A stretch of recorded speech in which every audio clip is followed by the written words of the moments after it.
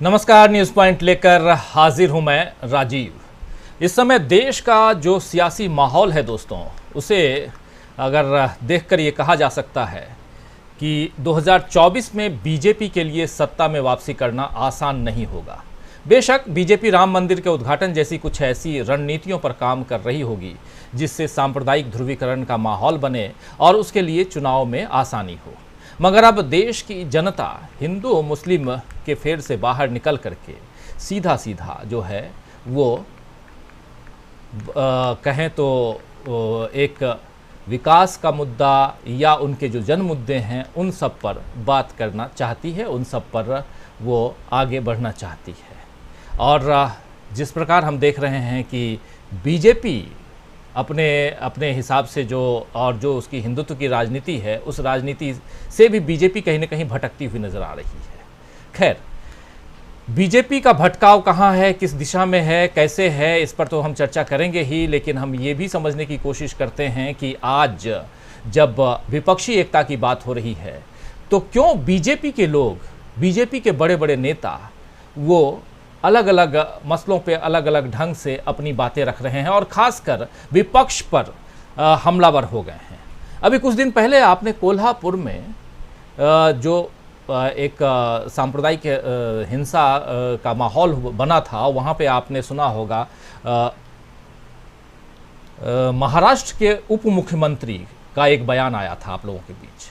ज़रा उस बयान को सुन लेते हैं सबसे पहले और चर्चा को आगे बढ़ाते हैं। बहुत महत्वपूर्ण है इस चर्चा को आगे बढ़ाने के लिए। महाराष्ट्र के उप मुख्यमंत्री देवेंद्र फडणवीस का एक बयान आया था, उस बयान को जरा सुनते हैं और फिर चर्चा आगे बढ़ाते हैं। सुनिए। आंदोलन हे दंगे भड़कवण्यासाठी होतं असं शरद पवार म्हणाले। कोल्हापुर में हिंसा हुई है, कुछ गाड़ियों की जो है वो तोड़ भी की गई है, विशिष्ट समुदाय के खिलाफ आंदोलन जो है वो उग्र हुआ है। कैसे सरकार? देखिए, महाराष्ट्र में अचानक कुछ जिलों में औरंगजेब की औलादें पैदा हुई है, जो औरंगजेब का फोटो दिखाते हैं, औरंगजेब का स्टेटस रखते हैं, और इसके कारण एक दुर्भावना समाज में पैदा हो रही है और उसके कारण एक तनाव भी निर्माण हो रहा है। सवाल ये उठता है कि अचानक इतने औरंगजेब के औलादें कहां से पैदा हुई, इसके पीछे कौन है, इसका असली मालिक कौन है, ये भी हम ढूंढ के निकालेंगे। कौन जानबूझकर महाराष्ट्र में कानून व्यवस्था खराब हो और महाराष्ट्र का नाम खराब हो, ये करने की कोशिश कर रहा है, ये भी हम ढूंढ के निकालेंगे। लेकिन मेरा इतना ही निवेदन है, परिस्थिति पूरी नियंत्रण में है, कहीं पर भी अभी अनियंत्रित इस प्रकार की व्यवस्था नहीं है, अव्यवस्था भी नहीं है। लेकिन मेरे सबसे निवेदन है, कोई भी कानून को हाथ में न ले, कानून को हाथ में लिया तो उसके ऊपर कार्रवाई की जाए। नितेश राणे। तो ये बहुत इंपॉर्टेंट बाइट है जो आपके सामने हम रख रहे थे, और ये महाराष्ट्र के उप मुख्यमंत्री देवेंद्र फडणवीस जो कह रहे थे अभी आपने सुना। इनके अलावा दरअसल एक मजबूत मोर्चा जो है वो विपक्ष बनाने के लिए तैयार है और बीजेपी को टक्कर देने के लिए तैयार है। जब मोदी जी अमेरिका दौरे पर रहेंगे आज से 10-12 दिन बाद, तब यहाँ इधर हिंदुस्तान में बिहार की राजधानी पटना में विपक्षी दल एक साथ बैठक कर रहे होंगे और इस बार संभावनाएं मजबूत हो रही हैं कि विपक्षी दल महागठबंधन जैसा कोई मोर्चा बना लेंगे। इस संभावना से बीजेपी को डर लग रहा है और डर से उसके नेताओं की जुबान दरअसल फिसल रही है। हाल फिलहाल में जो कुछ उदाहरण है उनमें से एक उदाहरण अभी आपने देख लिया देवेंद्र फडणवीस का, जो कोल्हापुर में और कोल्हापुर के मामले में कह रहे थे कि महाराष्ट्र में अचानक इतनी बड़ी संख्या में औरंगजेब की संतानें कैसे पैदा हो गई हैं। महाराष्ट्र में ही केंद्रीय मंत्री नारायण राणे के बेटे नीलेश राणे ने एनसीपी चीफ शरद पवार को ट्वीट करके औरंगजेब का पुनर्जन्म बता दिया था। और यूपी में उत्तराखंड के पूर्व सीएम, उत्तर प्रदेश में उत्तराखंड के पूर्व सीएम त्रिवेंद्र सिंह रावत ने बयान दिया कि जहां तक मैंने गोडसे को जाना व पढ़ा है वो भी एक देशभक्त था। उन्होंने ये भी कहा कि गोडसे ने गांधी जी को मारा, वो एक अलग मुद्दा है। जरा सुन लेते हैं त्रिवेंद्र सिंह रावत को, क्या कुछ कहा था उन्होंने, सुनिए जरा। नाथूराम गोडसे एक देशभक्त थे। उनकी देशभक्ति पर संदेह नहीं किया जा सकता है। लेकिन राहुल गांधी कौन सा गांधीवाद पर चल रहे हैं? गांधी जी ने जो स्वदेशी की बात करी, ये कौन से स्वदेशी की बात कर रहे हैं? ये जनेऊ कोर्ट के बाहर लटका करके और गांधीवादी बनना चाहते हैं, तो उसको जनता समझती है। और इसलिए राहुल गांधी देश की छवि को खराब करने का काम कर रहे हैं, इसके अलावा कुछ नहीं कर रहे हैं। सर, बीजेपी जिस हिसाब से मुस्लिम से दूर हुई और अचानक दाना तो गोडसे तो बहाना है, निशाना राहुल गांधी है, ये साफ नजर आ रहा है। और त्रिवेंद्र सिंह रावत से पहले बिहार से बीजेपी सांसद और केंद्रीय मंत्री गिरिराज सिंह ने गोडसे को भारत का सपूत बताया है। उनका बयान भी थोड़ी देर में सुना दूंगा आपको, अगर आप सुनना चाहें तो। खैर, लेकिन इधर राहुल गांधी ने भारत में भी और अमेरिका दौरे पर आज लौट आए हैं। अमेरिका दौरे से राहुल गांधी हिंदुस्तान आ चुके हैं, लेकिन अमेरिका में उन्होंने साफ साफ कहा था कि देश में दो विचारधारा है, एक गांधी की विचारधारा है और एक गोडसे की है, और हम यानी कांग्रेस पार्टी जो है वो गांधी के साथ है। जाहिर है कि बीजेपी के नेता अब बता रहे हैं कि वे किसके साथ हैं। बीजेपी के नेता राहुल गांधी की बात को दरअसल सच साबित कर रहे हैं, जबकि बीजेपी के बिहार अध्यक्ष सम्राट चौधरी राहुल गांधी की समझ पर सवाल खड़े करते हुए उन्हें 50 साल का राजनीतिक बच्चा बता रहे हैं। उनकी तुलना ओसामा बिन लादेन से कर रहे हैं और बिहार के मुख्यमंत्री नीतीश कुमार को गजनी फिल्म का आमिर खान बता रहे हैं, जिसकी याददाश्त हर थोड़ी देर में चली जाती है। इधर उत्तर प्रदेश में मंत्री नंद गोपाल नंदी राहुल गांधी पर तंज कसते हुए कह रहे हैं कि 15 सालों से लोगों ने राहुल और पप्पू नाम रखना बंद कर दिया है। जो बच्चे पैदा हो रहे हैं उनका नाम लोग अब न राहुल रख रहे हैं न पप्पू रख रहे हैं। राहुल और पप्पू एक दूसरे के पर्यायवाची हैं। नंदी ने समाजवादी पार्टी के प्रमुख अखिलेश यादव के चुनाव प्रचार पर भी कहा है कि सीतापुर में अखिलेश यादव को श्राप मिलेगा। जिन्होंने राम भक्तों पर गोली चलाई, आज वो सीतापुर से चुनावी आगाज कर रहे हैं। जरा सुन लेते हैं नंदी को भी, सुनिए। लेकिन आज देश में मैं आपसे ही पूछूं या जनमानस से पूछूं, कोई राहुल गांधी को इस देश की बागडोर देना चाहता है? आज आप उठा करके डेटा उठा करके 10-15 साल का देखेंगे, 15 साल में कितने बच्चों का नाम किसी ने राहुल रखा? राहुल गांधी और पप्पू दोनों एक दूसरे के पर्यायवाची है। पप्पू नाम नहीं रखना, राहुल गांधी नाम नहीं रखना, राहुल नाम नहीं रखना चाह रहा, तो मतलब वो रोल मॉडल तो बन नहीं सकते। आज क्या अखिलेश यादव को इस देश की बागडोर कोई दे देगा? मायावती जी को दे देगा? ममता को दे देगा? आप बताइए। एक तरफ नरेंद्र मोदी जी, एक तरफ सबको रख दीजिए। तो नंदी की जुबानी नंदी की कहानी राहुल को लेकर और अखिलेश यादव, मायावती, तमाम विपक्षी दलों के नेताओं पर हमलावर। क्यों हमलावर हैं ये तमाम बीजेपी के नेता, ये आप समझ सकते हैं। इसके अलावा गिरिराज सिंह का बयान भी सुन लीजिए, जो गोडसे पे कह रहे हैं, जरा वो भी सुन लीजिए। अगर गांधी के हत्यारा हैं तो गोडसे भारत के सपूत भी हैं। वही भारत में ही पैदा लिया है। औरंगजेब और बाबर की तरह आक्रांता नहीं है, और जिसको बाबर का औलाद कहलाने में खुशी महसूस होता है, वो कम से कम भारत माता का सही सपूत नहीं हो सकता। तो सुन लिया आपने, औरंगजेब की औलाद से लेकर आतंकवादी लादेन से राहुल की तुलना और अखिलेश को श्राप मिलने तक, ये तमाम बातें, तमाम बयान बता रहे हैं कि बीजेपी को विपक्ष के नेताओं की सक्रियता और लोकप्रियता से कितनी तकलीफ हो रही है। राहुल गांधी तो खैर हमेशा ही बीजेपी के निशाने पर रहते आए हैं, लेकिन जिस तरह विपक्ष के बाकी दल एकजुट होने लगे हैं और उससे बौखलाई घबराई बीजेपी अब सभी विपक्षी नेताओं पर हमलावर हो गई है, क्या बीजेपी नेताओं के ये बिगड़े बोल उसकी घबराहट का नतीजा है? क्या विपक्ष पर हमला करके बीजेपी अपनी सत्ता बचा पाएगी या उसकी बची खुची साख इस बदजुबानी की भेंट चढ़ जाएगी? सवाल कई हैं दोस्तों, इन सवालों का जवाब ढूंढने की कोशिश करते हैं। आखिर क्या कारण है कि बीजेपी के नेता इतने बौखला गए हैं? इनकी बौखलाहट, इनके बिगड़े बोल के कारण क्या है, वजह क्या है? और सबसे बड़ी बात कि क्या राहुल गांधी ने ज़बरदस्त घेराबंदी कर दी है, किलाबंदी कर दी है, और पटना में होने वाली जो मीटिंग है, बैठक है, उस बैठक से पहले ये इतनी बौखलाहट है कि चाहे वो अनाप शनाप, चाहे गांधी, गोडसे, औरंगजेब, क्या क्या नहीं कह रहे हैं, आखिर क्यों कह रहे हैं, समझते हैं। आइए, हमारे साथ कुछ वरिष्ठ साथी जुड़े हुए हैं, उन सबसे आपका परिचय करवाता हूं, आगे बढ़ते हैं। हमारे साथ इस वक्त 5 वरिष्ठ साथी जुड़े हुए हैं।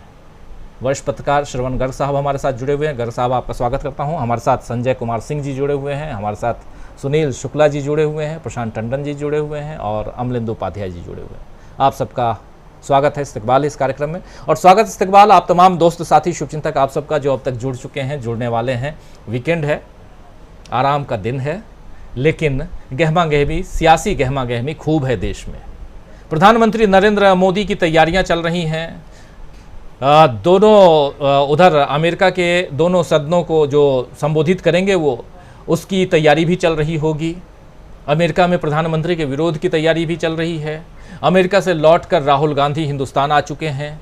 राहुल गांधी अमेरिका में थे तब भी और अमेरिका से लौट के आए हैं तब भी निशाने पे राहुल गांधी हैं। और राहुल गांधी का जो पुराना संसदीय क्षेत्र, अब तो हालांकि एक और पुराना हो गया है, वायनाड, लेकिन उससे भी पुराना जो क्षेत्र था अमेठी, वहाँ अभी वर्तमान जो वहाँ की सांसद हैं वो मीडिया पर झल्ला रही हैं। तो बहुत कुछ देश में हो रहा है। इस बीच प्रधानमंत्री नरेंद्र मोदी जो अभी तक कहते आए एक अकेला सब पर भारी, उनकी तरफ आरएसएस और उनके लोग ही अब देखना धीरे धीरे कम करने लगे हैं, ऐसी खबरें भी आ रही हैं। क्या मैं हूं ना, जो प्रधानमंत्री नरेंद्र मोदी कहते थे, सबकी नैया पार लगा दूंगा, अब उनके नाम पर नैया डूबने वाली है। ऐसे बहुत सारे सवाल हैं, इन सवालों का जवाब ढूंढने खोजने की कोशिश करते हैं। चलिए चर्चा आगे बढ़ाते हैं। सबसे पहले प्रशांत टंडन जी, आपके पास ही आना चाहता हूं। प्रशांत जी, किस रूप में देखा जाए विपक्षी एकता से डरी बीजेपी के बिगड़े बोल के कुछ नमूने आपके सामने हमने रख दिए यहाँ पे, और अब समझने की हम कोशिश करते हैं कि बोल तो बिगड़ते रहे हैं नेताओं के, न सिर्फ बीजेपी के, दूसरे दलों के नेताओं के भी बिगड़ते रहे हैं, लेकिन एक पे एक हमलावर। और जिस प्रकार राहुल और पप्पू नाम रखना तक लोगों ने छोड़ दिया है पिछले 15 साल से, ये क्या कुछ कहता है? क्या राहुल गांधी इतना ज़्यादा परेशान करने लगे हैं बीजेपी के नेताओं को? क्या विपक्षी एकता की सुगबुगाहट से ही बीजेपी इतनी परेशान होने लगी है? तो आगे क्या कुछ होगा? 23 तारीख को अगर एक मंच पे आके और एक फॉर्मूले पे ये लोग हामी भर देते हैं, तब क्या कुछ होने जा रहा है? देश की सियासी तस्वीर किस दिशा में जा रही है, ज़रा बताइए।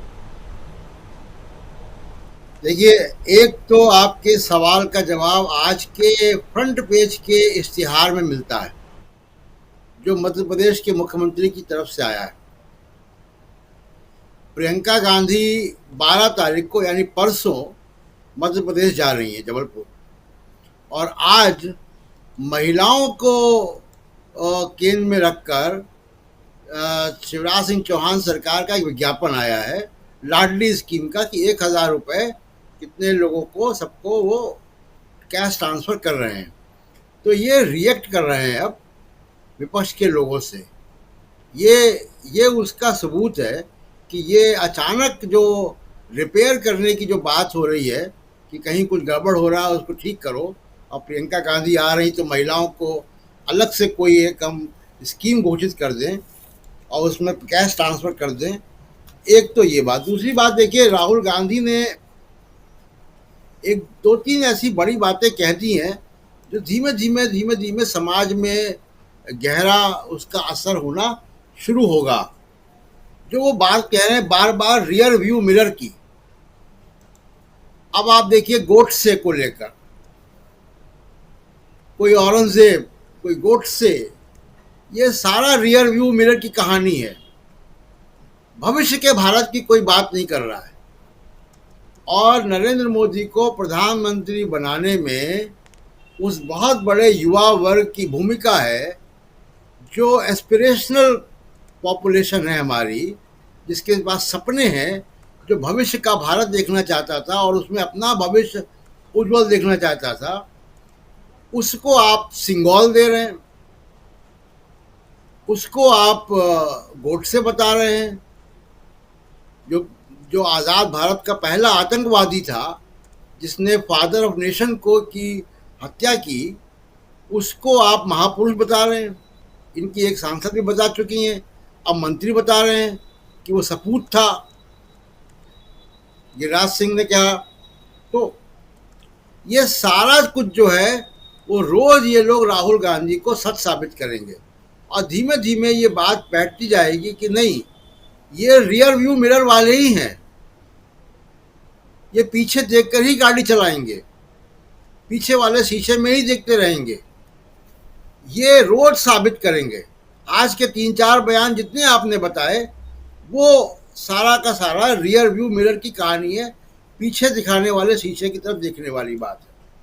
दूसरी की जो घटना महाराष्ट्र में हुई, जिसका आपने साउंड बाइट सुनाया, औरंगजेब की औलादें, आज के सामना अखबार में जो शिवसेना का मुखपत्र है उसने एक संपादकीय छापा है और उसने भी पूछा है क्वेश्चन मार्क लगा के कि औरंगजेब ये औरंगजेब किसके हैं, और उसने उसकी फोटो लगाई है मनोज साने नाम के व्यक्ति की, अपराधी की, जिसने अपनी पार्टनर के हत्या के बाद टुकड़े टुकड़े करके उसकी लाश के जो है वो कुत्तों को खिलाया या फेंका।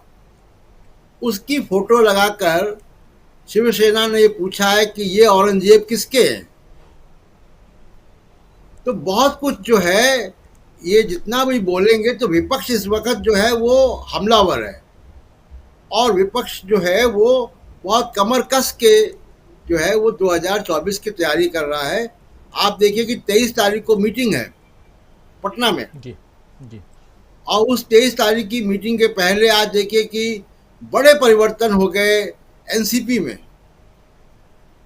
और बहुत ही समझदारी से, यानी पवार साहब ने इस्तीफा दिया था, इस्तीफा वापस हुआ, अजीत पवार रिबेल थे, अब अजीत पवार का रोल स्टेट में तय कर दिया गया और प्रफुल्ल पटेल और सुप्रिया सुले को राष्ट्रीय स्तर पे या दूसरे राज्यों में उनको उनकी जिम्मेदारियां दी गई हैं।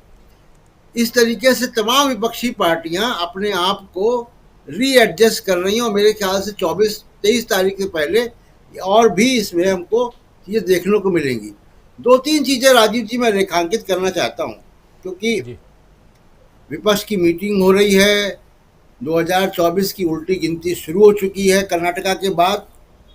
अब राहुल गांधी की जो माइंड गेम है, आप इस माइंड गेम को देखिए।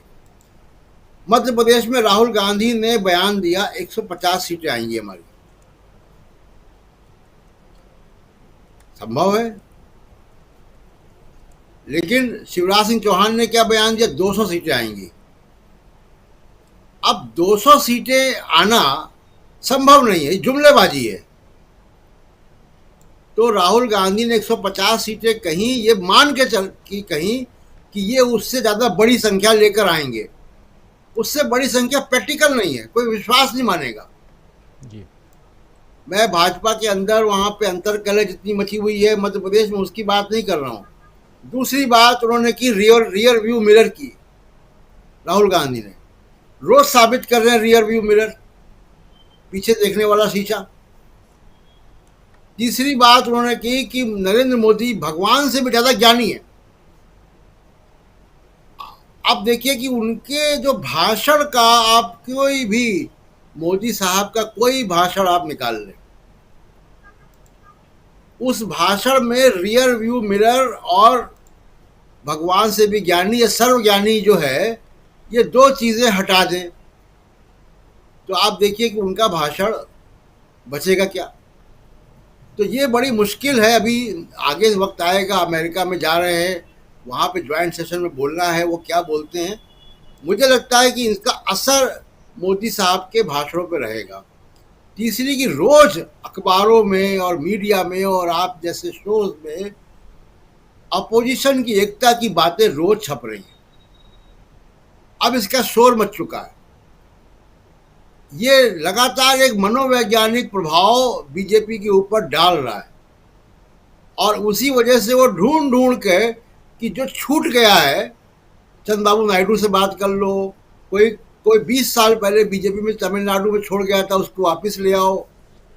ढूंढ ढूंढ कर ये चीजें कर रहे हैं। इसका ये मनोवैज्ञानिक प्रभाव है जो बीजेपी के ऊपर पड़ रहा है, और ये डिफेंसिव है, ये ऑफेंसिव नहीं है।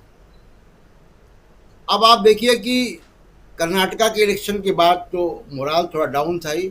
मैं एक छोटी सी एक और बात कह के कि देखिए, मैं अगर बीजेपी का आज की तारीख में, आज प्रोफेसर अखिल स्वामी नहीं है, मैं उनका रोल यहाँ पे प्ले कर दूं कि स्वॉट एनालिसिस करते हैं, मैनेजमेंट में पढ़ाया जाता है, स्ट्रेंथ, वीकनेस, अपॉर्चुनिटीज और थ्रेट्स।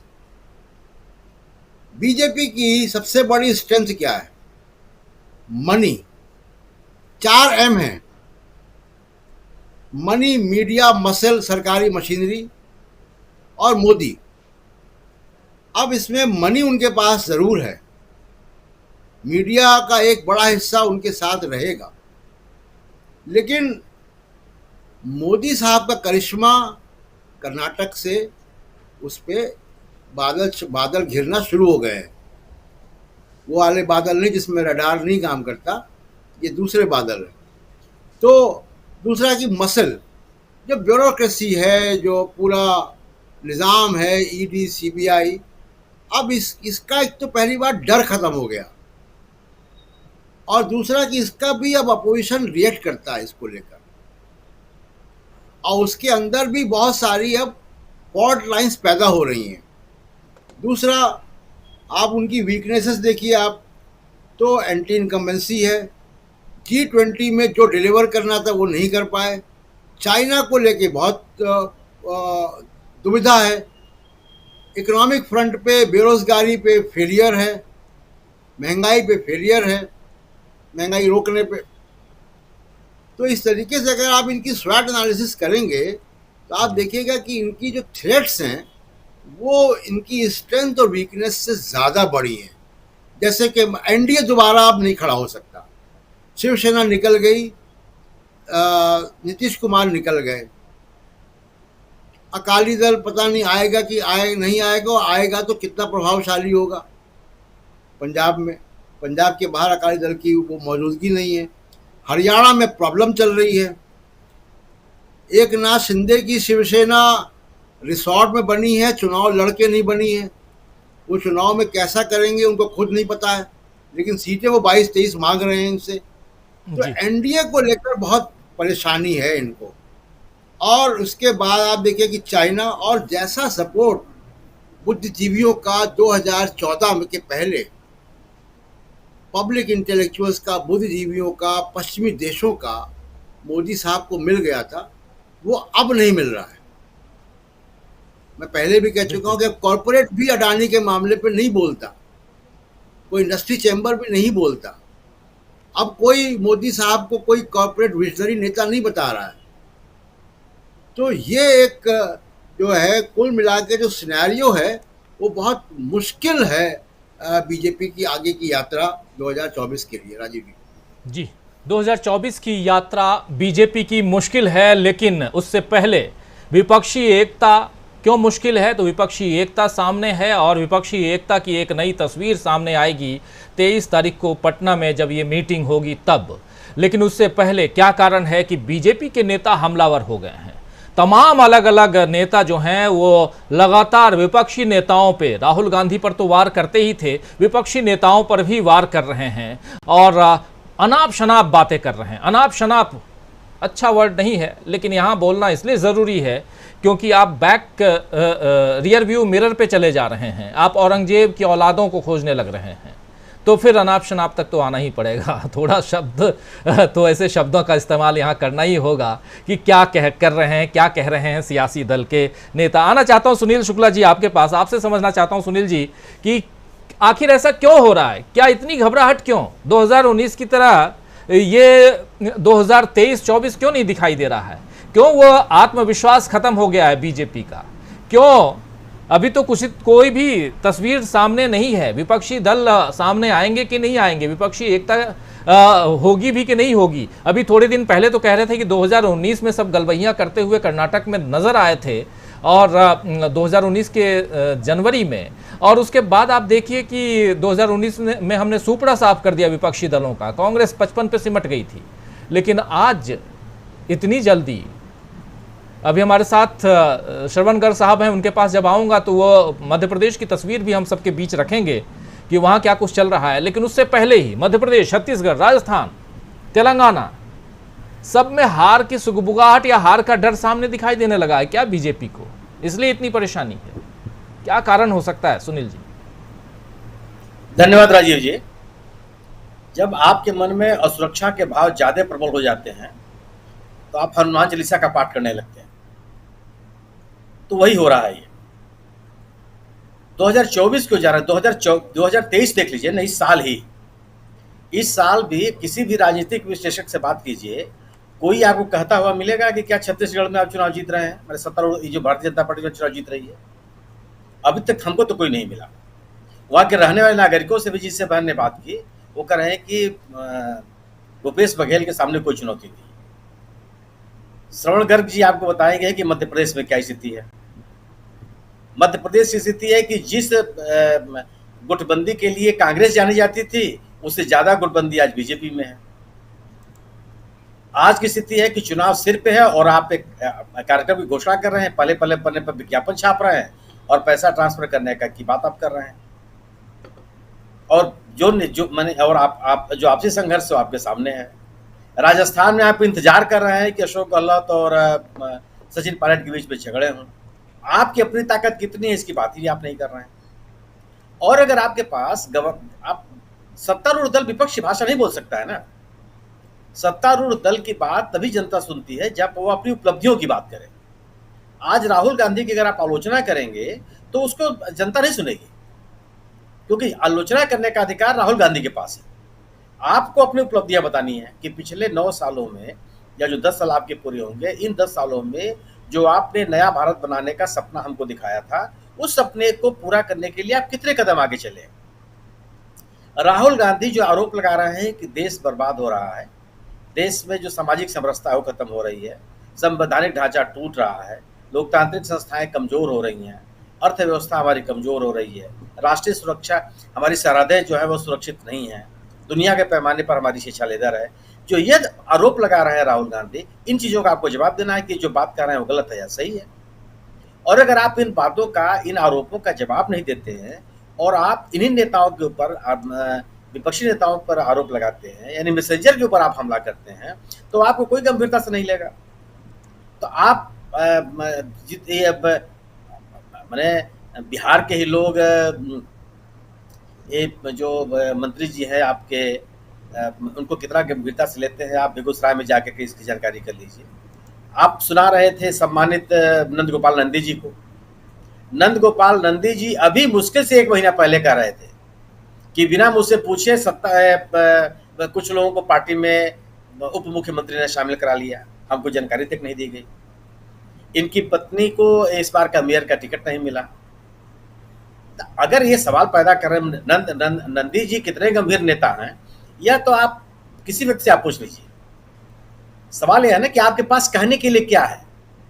इन्होंने कही है, ये नहीं आंकड़ा आपके सामने दिया कि कितने राहुल नाम रखे हुए लोगों ने अपना नाम बदल दिया, ये आंकड़ा नहीं दिया इन्होंने। अभी तो ये कह रहे हैं कि राहुल नाम और पप्पू नाम लोग रख नहीं रहे। ये आंकड़ा ये भी दे सकते हैं कि जिनका नाम पहले से चला आ रहा है उन्होंने भी अपना नाम बदल दिया है, अखबार में इश्तेहार दे दिया है। सवाल है कि आप अपनी सरकार की जब हुकूमतों को नहीं बताए, हुकूमत की उपलब्धियों को नहीं बताएंगे तो बताएंगे क्या। और निश्चित रूप से विपक्षी एकता को न बनने देने के लिए सरकार ने बड़ी कोशिशें की। विपक्षी दलों में एक डर का भाव पैदा करने के लिए, कांग्रेस के प्रति लोगों में, विभिन्न राजनीतिक दलों में दूरी बनाए रखने के लिए, कांग्रेस को खारिज करने के लिए, उसको अविश्वसनीय बनाए रखने के लिए भारतीय जनता पार्टी ने तमाम प्रयास किए। और वह प्रयास अब आकर के सभी के सब निरर्थक साबित हुए, एकदम उसका कोई आधार नहीं रह गया। जिस राहुल गांधी को आपने एकदम अविश्वसनीय बनाने की कोशिश की, एक अगंभीर और गैर जिम्मेदार नेता बनाने का आपने प्रयास किया, उस व्यक्ति को पूरी दुनिया ने स्वीकार करने के लिए तैयार हो गई। उसको मैंने दुनिया के पैमाने पर उन्हें लोग सुनने के लिए आने लगे, बड़ी संख्या में आने लगे। और उनको सुनने के लिए सामान्य लोगों के अलावा जो विशिष्ट लोग हैं, जो नीति निर्माता हैं, समाज के जनमत को प्रभावित करते हैं, इंटेलेक्चुअल्स हैं, एकेडमिशियंस हैं, वैज्ञानिक हैं, विभिन्न राजनीतिक दलों के लोग हैं, वो उनको सुनने के लिए आ रहे हैं। लोग उनको अपने यहाँ आमंत्रित कर रहे हैं, सुनने के लिए, उनसे बात करने के लिए। अगर वाशिंगटन पोस्ट और न्यूयॉर्क टाइम्स का एडिटोरियल बोर्ड राहुल गांधी को बुलाता है तो आप इसको यूं ही नहीं खारिज कर सकते। क्यों कोई बुलाएगा इनको? अगर आपकी बात में कोई दम नहीं है, आप तार्किक तरीके से बात नहीं करते, भारतीय राजनीति के बारे में कोई आपका अध्ययन नहीं है और भारतीय राजनीति के संदर्भ में आप संदर्भहीन हैं, तो ये तमाम जो विशिष्ट प्रतिष्ठान है क्यों सुनेंगे? ये बड़ी चुनौती होगी विपक्ष को। आप हमेशा कहते रहे कि जितने भ्रष्टाचारी हैं वो एक साथ हमारे खिलाफ मिल गए हैं, और अब स्थिति आ गई कि आप भ्रष्टाचार के जितने आरोप आपके ऊपर लगे उन आरोपों के बारे में आप कोई बात करने के लिए तैयार नहीं है।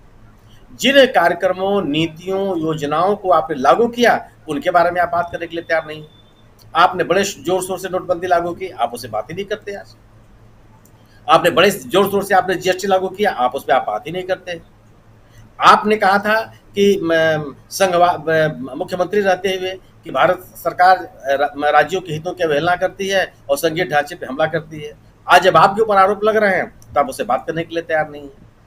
आपने कहा था कि महंगाई की मार बहुत हो गई, अब सरकार को बदलना है। अब जब लोग आपसे महंगाई के बारे में बात करते हैं तो आप उससे बात नहीं करते, आंकड़ों का खेल बताते हैं।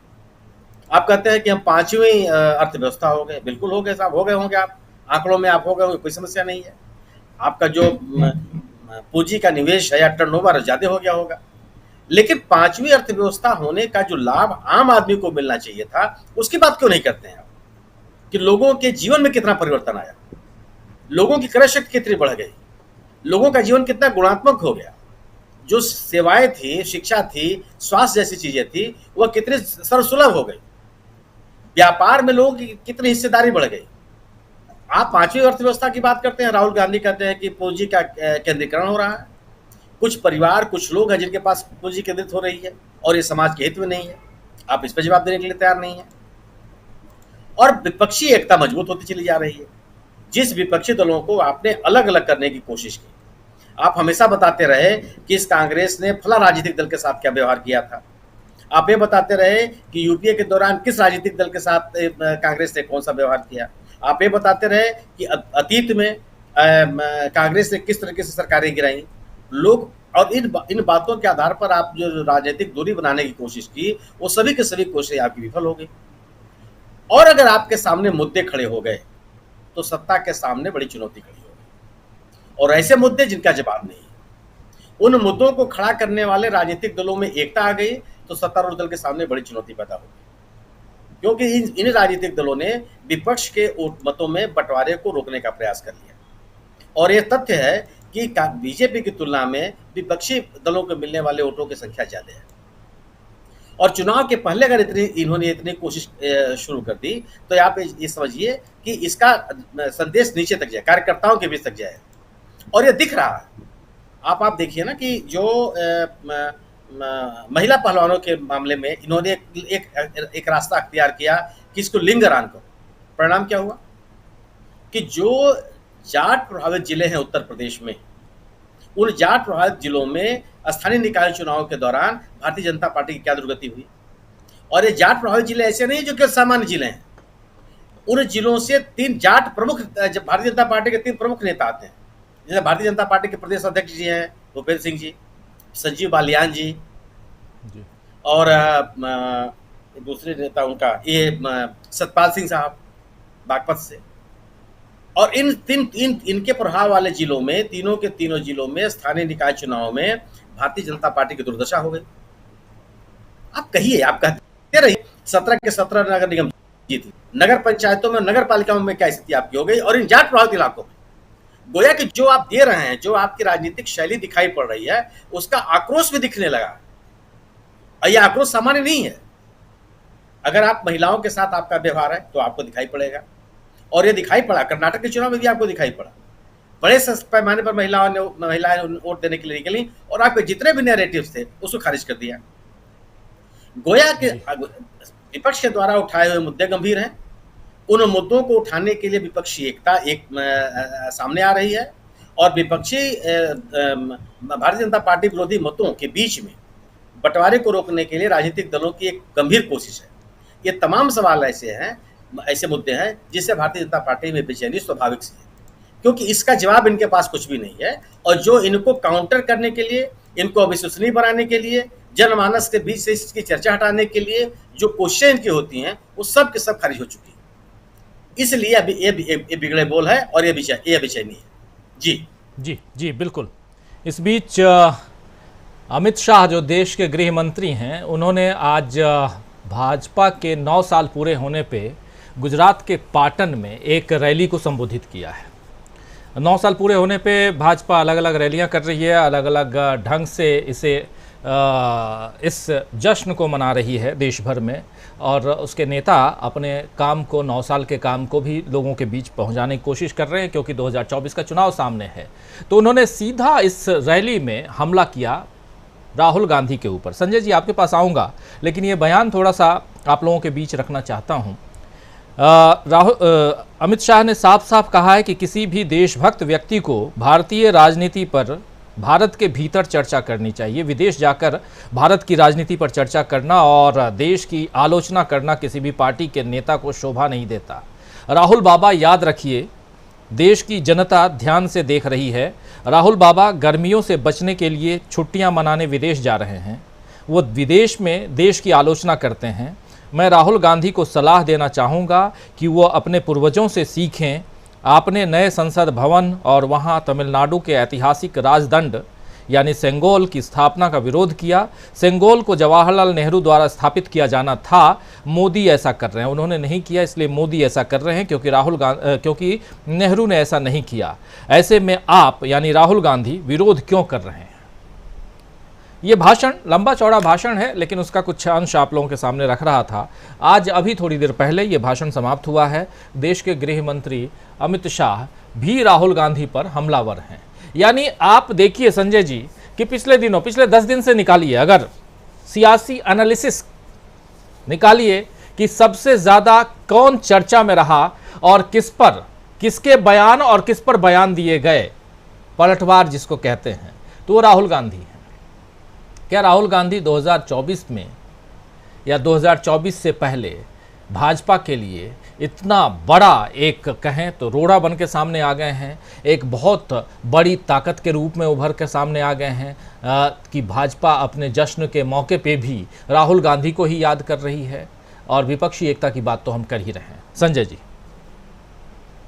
राहुल गांधी निश्चित रूप से कांग्रेस के लिए बीजेपी के लिए भारी संकट है, और ये इन लोगों को पहले से पता था, और वो पप्पू अभियान सत्ता में आते ही इसीलिए शुरू हो गया था, और उस पर काफी पैसा खर्च किया गया। और ये जो प्लानिंग थी इनकी, या जो ये लोग जो समझ रहे थे या जिस ढंग से चल रहे थे कि ये चैलेंज कर दो कि गांधी परिवार ही कांग्रेस है और गांधी परिवार के बाहर का कोई अध्यक्ष नहीं होगा, राहुल गांधी छोड़ेंगे नहीं, वगैरह वगैरह, मोदी जी ने सारे अपने आजमा लिए, और राहुल गांधी ने या कांग्रेस ने बहुत बढ़िया से उनको सब जवाब देकर दिखा दिया। राहुल गांधी किसी पद पे नहीं है, अध्यक्ष नहीं बने, अध्यक्ष दूसरे गांधी परिवार से बाहर को बना दिया गया, सब कुछ बना दिया।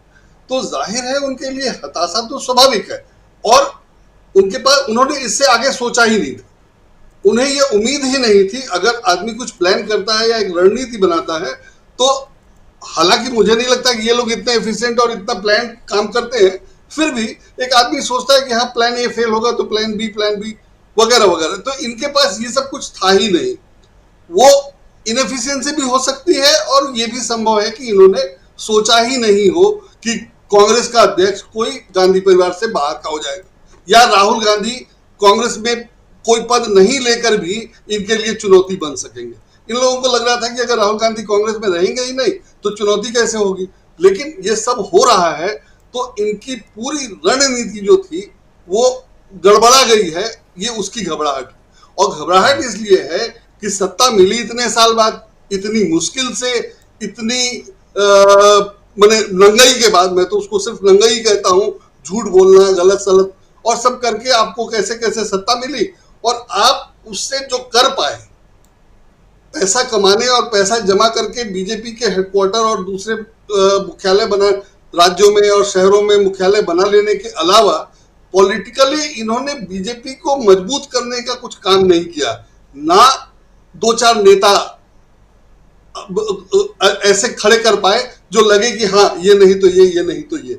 मैंने पहले कहा गया कि नरेंद्र मोदी नहीं तो कौन, वो तो ठीक था, लेकिन नरेंद्र मोदी नहीं तो बीजेपी में कौन, ये भी नहीं सोचा गया। और जिस ढंग से इन लोगों ने राजनीति की, विपक्ष को दबाना, जबरदस्ती जेल में बंद करना, और जैसे उमर खालिद है, उमर खालिद कोई ऐसा बड़ा पॉलिटिशियन नहीं है कि उसको जेल में बंद कर दिया जाए और वो 1000 दिन जेल में रहे। उससे कोई बदला लेने वाला मामला नहीं था। और बदला अगर इन्होंने लिया तो पी चिदम्बरम से लिया, तो 100 दिन के बदले 100 दिन उनको जेल में रखा, बाद में मामला क्या हुआ पता नहीं। तो ये देख रहे हैं कि हमने जो करना था वो भी ठीक से नहीं कर पाए, और जनता तो देख ही रही है कि जो इनको करना था, मतलब अगर इनको पी चिदम्बरम से बदला लेना था तो वो 100 दिन का 100 दिन ले पाए, और कुछ नहीं हुआ। तो वो जो इन्होंने बदला लिया वो साबित हो गया कि इन्होंने बदला ही दिया था, उसमें कुछ दम नहीं था मामले में। और दूसरी ओर उमर खालिद जैसा लड़का जिसका पूरा भविष्य सामने है, उसको ये जेल में बैठा करके एक तरह से उसको बर्बाद कर रहे हैं। वो एक नागरिक के रूप में कैसा नागरिक बनेगा? जब भी जेल से छूटेगा तो वो नागरिक कैसा बनेगा, और उसको जेल में किस लिए रखा गया? आखिर तो वो देश समाज का ही भुगत रहा है, और वो जब भुगत रहा है तो वो कैसे रिटेलिएट करेगा, या कैसा वो नागरिक बनेगा, जो उसकी सोच क्या होगी, कैसी होगी, ये सब इनके लिए सिरदर्द है। और यही सब कल उसके 1000 दिन पूरे होने पर जितने आयोजन हुए, लोगों ने जो सब कहा, वो जाहिर है इनके लिए सिरदर्द है। तो सिर्फ राहुल गांधी सिरदर्द नहीं है। मुझे लगता है कि जिस ढंग से इन्होंने शासन किया कि सभी विरोधियों को दबा दो, किसी तरह कुचल दो, किसी तरह जेल में बंद कर दो, वगैरह वगैरह, तो अगर ये हार जाएंगे और सत्ता में नहीं रहेंगे तो क्या वही सब नहीं होगा? और क्यों नहीं होना चाहिए? कांग्रेस जब बीजेपी सत्ता में आई और वो अगर रिटेलिएट करती तो लगता कि हाँ भाई देखो सत्ता में आए तो ये बदले की कार्रवाई कर रहे हैं। लेकिन बीजेपी ने इस बात का पूरा आधार दिया है कि कांग्रेस आके बाकायदा रिटेलिएट करे, और मुझे नहीं लगता कि अगर आरएसएस पे पाबंदी लगाने के लिए कांग्रेस योजनाबद्ध ढंग से काम करे और उसको सफलतापूर्वक प्रतिबंध लगा दे तो कुछ गलत करेगी या कुछ नया या कुछ अनुचित होगा। तो इस ढंग से इन्होंने काम किया है कि इन्होंने कांग्रेस को काम करने के लिए पूरा आधार दे दिया है। और डर का कारण मुझे ये लगता है कि जिस ढंग से मनीष सिसोदिया जेल में है, तो आप क्या उम्मीद करते हैं कि जब आप सत्ता में नहीं रहेंगे तो मनीष सिसोदिया आपको छोड़ देंगे या छोड़ देना चाहिए? और मनीष सिसोदिया छोड़ देंगे तो क्या बाकी लोग नहीं देख रहे हैं? तो इन्होंने जो अपने लिए बनाया है अपना भविष्य खुद बहुत खराब किया है। इन्होंने सिर्फ राजनीति की होती तो ये हालत नहीं होती। इन्होंने राजनीति की नहीं, सिर्फ पैसे कमाए, और पैसे कमाने के लिए जो सब किया, जिस ढंग से मीडिया को बिल्कुल मुंह बंद कर दिया है, मीडिया में किसी भी स्टोरी का फॉलोअप नहीं है, किसी भी इनके भ्रष्टाचार के मामले का फॉलोअप नहीं होता है। राहुल गांधी विदेश गए तो राहुल गांधी वहां क्या बोल रहे हैं ये कम छपता है, ये खबर कम होती है। राहुल गांधी के बारे में बीजेपी वाले लोग क्या बोल रहे हैं वो ज्यादा छपता है। तो मीडिया का ये हाल है। और अब जैसे रेल एक्सीडेंट हुआ, रेल एक्सीडेंट बिल्कुल नॉर्मल एक एक्सीडेंट हो सकता है, ह्यूमन एरियर हो सकता है, लेकिन आपने उसको जिस ढंग से हैंडल किया उससे ही लग रहा है कि आपकी नीयत खराब है, आप कुछ छिपा रहे हैं, कुछ छिपाना चाहते हैं। भाई हमेशा रेल एक्सीडेंट का की इंक्वायरी रेलवे का सेफ्टी कमिश्नर करता है, आप सीबीआई से क्यों करवाना चाह रहे हैं? और ये पहला मामला नहीं है, इससे पहले आप एनआईए से करवा चुके हैं, तब चार्जशीट भी दाखिल नहीं हुई थी, और अखबार ये सब लिख नहीं रहे। तो जो नहीं जानता है उसकी बात अलग है, लेकिन जो जान रहा है वो तो पक्का है कि इनमें कुछ है नहीं और ये क्यों डरे हुए हैं। दोनों बातें समझ में आ रही हैं। और ऐसा नहीं है कि अखबारों में नहीं छपेगा या टीवी पे नहीं आएगा तो लोगों तक खबर नहीं पहुंचती है। अब लोग जानने लगे हैं, और जो मोदी जी कहते रहे थे उसका उल्टा करते रहे। अब रेवड़ी बांटने के लिए तो मोदी जी को ही दिक्कत थी रेवड़ी बांटने से, और खुद ही रेवड़ी बांटते हैं। तो क्या कहते रहे क्या करते रहे तो कुछ समझ में नहीं आ रहा है। और जब हम लोगों को नहीं समझ में आ रहा है तो आम आदमी को क्या समझ में आ रहा होगा। जहां तक नीतियों की बात है या एडमिनिस्ट्रेशन की बात है या प्रशासन देने की बात है, क्या किया क्या दिया वो सब हम लोग के सामने है, सब हम लोग देख रहे हैं। सारे नियम ऐसे बताए गए हैं जिससे लोगों की मुश्किल हो, छोटा मोटा काम करना मुश्किल हो जाए। जीएसटी से छोटा मोटा काम करना बिल्कुल मुश्किल हो गया था। अब एफएसएसआई से एफएसएसएआई है। घर में अगर कोई टिफिन बना करके भेजता है, घर में कोई अगर अचार बनाकर बेचता है, तो इस तरह के कारोबारों पे एफएसएसआई के ऐसे नियम लागू हुए हैं। आज एक अखबार में मैंने खबर कहीं पढ़ी, और जगह तो दिखी नहीं, हालांकि बहुत इंपॉर्टेंट खबर है, कि उनको कहा गया है कि वो अपने लेबोरेटरी में टेस्ट करें। अगर कोई घर में अचार बना के बेचता है तो वो अपनी लेबोरेटरी में कैसे टेस्ट करेगा। और 6 महीने में हर 6 महीने में टेस्ट करके उसकी रिपोर्ट बना के उसको FSSAI के उस पे FSSAI के उस पे अपलोड करना है। हम क्यों करें भाई? हमारा प्रोडक्ट खराब है, आप चेक करो। जो भी बिजनेस करेगा वो ये कैसे कर सकता है कि अपने ही प्रोडक्ट के सर्टिफिकेशन भी खुद ही अपलोड करे, और क्यों करे? अब FSSAI क्या करेगा? तो इस तरह के नियम बना दिए गए हैं कि कोई भी काम करना मुश्किल हो जाएगा। अगर कोई टिफिन बना के घर से भेजता है तो कितना छोटा और कितना अच्छा, कितना उपयोगी काम है, और कितने सस्ते में लोगों के लिए खाने पीने की सुविधा है। कोई अगर देसी अचार बना के बेचता है छोटे स्तर पे छोटे शहर में, तो क्या दिक्कत है? तो और इसी तरह से तो काम होता है, और यही तो बिजनेस है। और अगर जब रोजगार नहीं है तो इस तरह के काम करके लोग कमाएंगे, उनको सस्ता प्रोडक्ट भी मिलेगा। लेकिन सारे सरकारी नियम ऐसे बना दिए गए हैं कि आप वो कर ही नहीं सकते हैं। वो दही वाला मामला है कि सब पे दही लिख दो और बिके या ना बिके। मतलब आप आगे जो नियम बना रहे हैं, भाई दही है तो प्रोडक्ट क्या है? वो कर्नाटक में तमिल तेलुगु बेचने वाला कैसे समझे, बोलने वाला कैसे समझेगा कि ये दही है? तो इस तरह के नियम बनाए जा रहे हैं। और एडमिनिस्ट्रेशन में ये है कि आप किसी को शिकायत नहीं कर सकते, कोई आपको परेशानी है तो आप कोई शिकायत नहीं कर सकते। आज कई अखबारों में छपी है कि ये इसके लिए क्या करेंगे, डिजिटल इंडिया के लिए क्या क्या करेंगे, क्या क्या योजनाएं हैं। और डिजिटल इंडिया में ये कि लोगों के बैंक खाली हुए जा रहे हैं और सरकार कुछ नहीं कर पा रही है। तो हम आगे क्या करेंगे, और जो करेंगे वो परेशान करने वाला होगा, ये सब हो रहा है। और ये सब लोग देख रहे हैं, हम लोग सब लोग महसूस कर रहे हैं। और उसके बाद आपने कुछ दिया नहीं, और अब जब अगला इलेक्शन की बात है तो आपके पास बोलने के लिए कुछ नहीं है, बताने के लिए कुछ नहीं है। और जो आपने सोचा था कि कोई कैंडिडेट ही नहीं रहेगा हमारे खिलाफ मजबूत, वो बहुत मजबूत होकर के आ गया है। तो बिल्कुल घबराहट, हताशा सब कुछ है, और वो सब एक साथ दिख रहा है। चूंकि प्लान्ड नहीं है इसलिए किसी को कहा नहीं गया है कि क्या बोलना है, क्या करना है, तो सब लोग अपने अपने हिसाब से कर रहे हैं। और जो उनकी योग्यता, क्षमता है वो दिखाई दे रही है, उसके अनुसार वो काम कर रहे हैं। राजीव जी, बिल्कुल बिल्कुल बिल्कुल बिल्कुल। सेल्फ अटेस्टेशन की बात प्रधानमंत्री नरेंद्र मोदी ने की थी उस समय। आप याद कीजिए, जब हम लोग पहले गैजेटेड ऑफिसर्स से साइन अटेस्टेड करवाते थे अपने डॉक्यूमेंट्स को, तो उन्होंने बहुत गर्व के साथ कहा था कि आपको कहीं जाना पड़ता था, आप खुद कीजिए। वो होने लगा। तो अब सेल्फ सर्टिफिकेशन की भी बात आ गई है सामने, क्या फ़र्क पड़ता है? दूसरी बात यहाँ पे जी, सर्टिफाई करवाएं, टेस्ट करके तब सर्टिफिकेट देना है। अब वो लेबोरेटरी सबके घर में नहीं हो सकता है, और उसमें टेस्ट कराना एक अलग काम, एक अलग झंझट हो जाएगा। बिल्कुल बिल्कुल सही कह रहे हैं। कई सारे नियम जो हैं वो बदले। और सबसे बड़ी चीज़ जो अभी आप खबर की बात कर रहे थे, एक अपना अनुभव मैं बता दे रहा हूँ, फिर सीधे गर्ग साहब के पास आऊँगा। और गर्ग साहब के पास आने से पहले जो बाइट सुनाना चाहता हूँ अमित शाह की, जो बयान उनका अभी पढ़ के सुना रहा था, वो बाइट भी आ गई, वो भी सुनाऊँगा।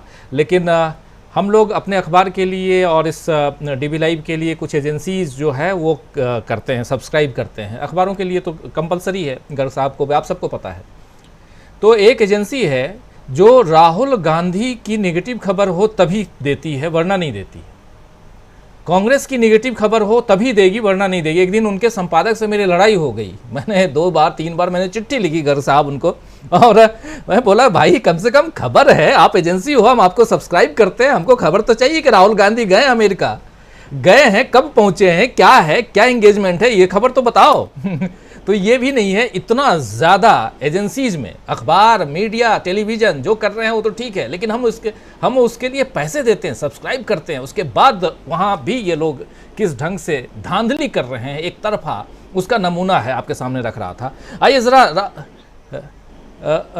आइए सीधे चलते हैं। अब गर्ग साहब आपके पास आना चाहता हूँ। शुरुआत में ही कहा था कि मध्य प्रदेश में चूँकि आप वहीं से जुड़े हुए हैं और इंदौर से, और मध्य प्रदेश चुनावी बिल्कुल मोड में जा चुका है। आज शिवराज सिंह साहब प्रियंका गांधी से पहले जबलपुर पहुंच गए और वहां लाडली योजना के तहत शायद 1000 रुपये बांट रहे थे, और उनका भाषण, खैर ये सब चलेगा आने वाले समय में। लेकिन थोड़ा आपके नज़रिए से समझना चाहता हूं, विपक्षी एकता की जो तस्वीर अभी सामने नहीं आई है, और राहुल गांधी की जो अभी अमेरिका यात्रा खत्म हुई है, और उससे पहले खत्म हुई और तस्वीर सामने आएगी। इस बीच प्रधानमंत्री नरेंद्र मोदी जिस दिन अमेरिका में रहेंगे उसी दिन यहाँ विपक्षी दल जो हैं एक साथ बैठेंगे। और जितना हमलावर बीजेपी हो गई है विपक्षी दलों के ऊपर, राहुल गांधी के ऊपर, आपको भी लगता है क्या, जो हम लोगों को लग रहा है कि ये एक बौखलाहट है, ये 2024 की तस्वीर अभी से शायद नजर आ रही है? और अगर अभी ये बौखलाहट है तो आगे एक पत्रकार होने के नाते क्या कुछ आप देख रहे हैं सियासी उलटफेर आने वाले समय में, देश की सियासत में हवा किस दिशा में जाते हुए देख रहे हैं? ये जरा आपका नजरिया समझना चाहता हूं आपसे। आपके 2-3 सवाल हैं राजीव जी, सब गंभीर किस्म के। मध्य प्रदेश के बारे में मैं बताऊं, मध्य प्रदेश में भारतीय जनता पार्टी बुरी तरह आपसी झगड़ों में, सार्वजनिक रूप से झगड़े हो रहे हैं मंत्रियों के बीच में, और लोग छोड़ रहे हैं भारतीय जनता पार्टी को। काफी लोगों ने छोड़ा भी है, बड़े बड़े लोगों ने छोड़ा है। एक जबरदस्त असंतोष भारतीय जनता पार्टी में इस समय चल रहा है। और आपको पता है कि 2018 में क्या स्थिति थी। 230 सीटों में से भारतीय जनता पार्टी को 109 सीटें मिली थी, जो कि उसके पहले के चुनाव के मुकाबले 56 कम थी। तो एक एंटी इनकम्बेंसी जो है बहुत ज़बरदस्त तरीके से भारतीय जनता पार्टी के खिलाफ इस समय है मध्य प्रदेश में। और करप्शन के इतने ज़्यादा मामले उजागर हो रहे हैं भ्रष्टाचार के, कि कर्नाटक में तो आप कहेंगे 40% था, तो यहाँ हो सकता है कि आपको ये पता चले कि 60% करप्शन है। तो इसलिए इस समय एक अजीब किस्म का माहौल है यहाँ। भारतीय जनता पार्टी बहुत ही, जिसको कहते हैं ना, जो स्थिति अभी वहाँ ओवल में चल रही है क्रिकेट को लेकर, हमारी टीम की, वैसी मोदी जी की टीम की, वैसे यहाँ चल रही है मध्य प्रदेश में। तो मध्य प्रदेश में कर्नाटक का बहुत ज़बरदस्त असर हुआ है, और ये एक इम्पैक्ट पूरा ओवरऑल मध्य प्रदेश में भी है। और राजस्थान में थोड़ी सिचुएशन अलग है। ये जो गहलोत साहब और सचिन पायलट के बीच में जो चल रहा है, उसके कारण तो कहना मुश्किल है। पर मध्य प्रदेश, छत्तीसगढ़ में कांग्रेस, भारतीय जनता पार्टी बहुत खराब स्थिति में, छत्तीसगढ़ में तो पहले से थी। अब भूपेश बघेल जिस तरह से काम कर रहे हैं, वहाँ दोनों जगह 40 सीटें हैं कांग्रेस की। अभी छत्तीसगढ़ में 2 सीटें हैं और मध्य प्रदेश में सिर्फ 1 सीट है। मतलब 40 में से 3 सीटें कांग्रेस के पास है। उस लिहाज से देखें तो बीजेपी के लिए बहुत बड़ा दाव है ये 40 सीटें। मध्य प्रदेश में लोग मान के चलते हैं कि कुछ भी संभव है, भारतीय जनता पार्टी में बड़े फेरबदल हो सकते हैं, प्रदेश नेतृत्व में भी और संगठन के स्तर पर भी। ये तो हो गया संक्षेप में। और कांग्रेस के लोग काफ़ी मेहनत कर रहे हैं। दिग्विजय सिंह एक जगह जा रहे हैं, एक कॉन्स्टिट्यूएंसी में जा रहे हैं, और इतनी ज़्यादा मेहनत कर रहे हैं, मैंने कभी देखा नहीं उनको इतनी। अपने खुद के जो मुख्यमंत्री थे तब भी उन्होंने इतनी मेहनत नहीं की जितनी अभी कर रहे हैं वो। तो वो पिक्चर में नहीं है। वो न तो अपने आप को प्रोजेक्ट कर रहे हैं, न बता रहे हैं कि वो कर रहे हैं, काम कर रहे हैं। प्रोजेक्शन तो इस समय किसी का नहीं है। कमलनाथ अपनी तरफ से कर रहे हैं क्योंकि लोग कर रहे हैं, पर अभी कुछ कह नहीं सकते क्या स्थिति होगी। मध्य प्रदेश में जो मुझे लगता है वो ये लगता है कि प्रियंका गांधी ही हिमाचल की तरह कांग्रेस की कमान संभालेंगी। राहुल गांधी मध्य प्रदेश में को शायद उतना समय नहीं दे पाएंगे या देना चाहेंगे। हो सकता है राहुल गांधी राजस्थान में समय दें और प्रियंका गांधी मध्य प्रदेश में समय दें। उसके कई कांग्रेस के भी कारण हैं। दूसरा आपने पूछा पटना को लेकर। जी, बहुत बड़ी घटना है ये। राजीव जी, पटना में 1974 का रिवाइवल हो रहा है। उन 50 सालों के बाद एक नए किस्म की क्रांति हो रही है। क्योंकि मैं था उस समय 1974 में, जब ये क्रांति की शुरुआत हुई, तब मैं गांधी मैदान में उपस्थित था जेपी के साथ। तो मुझे पता है कि इसका तब भी इसी तरह की शंकाएं थी।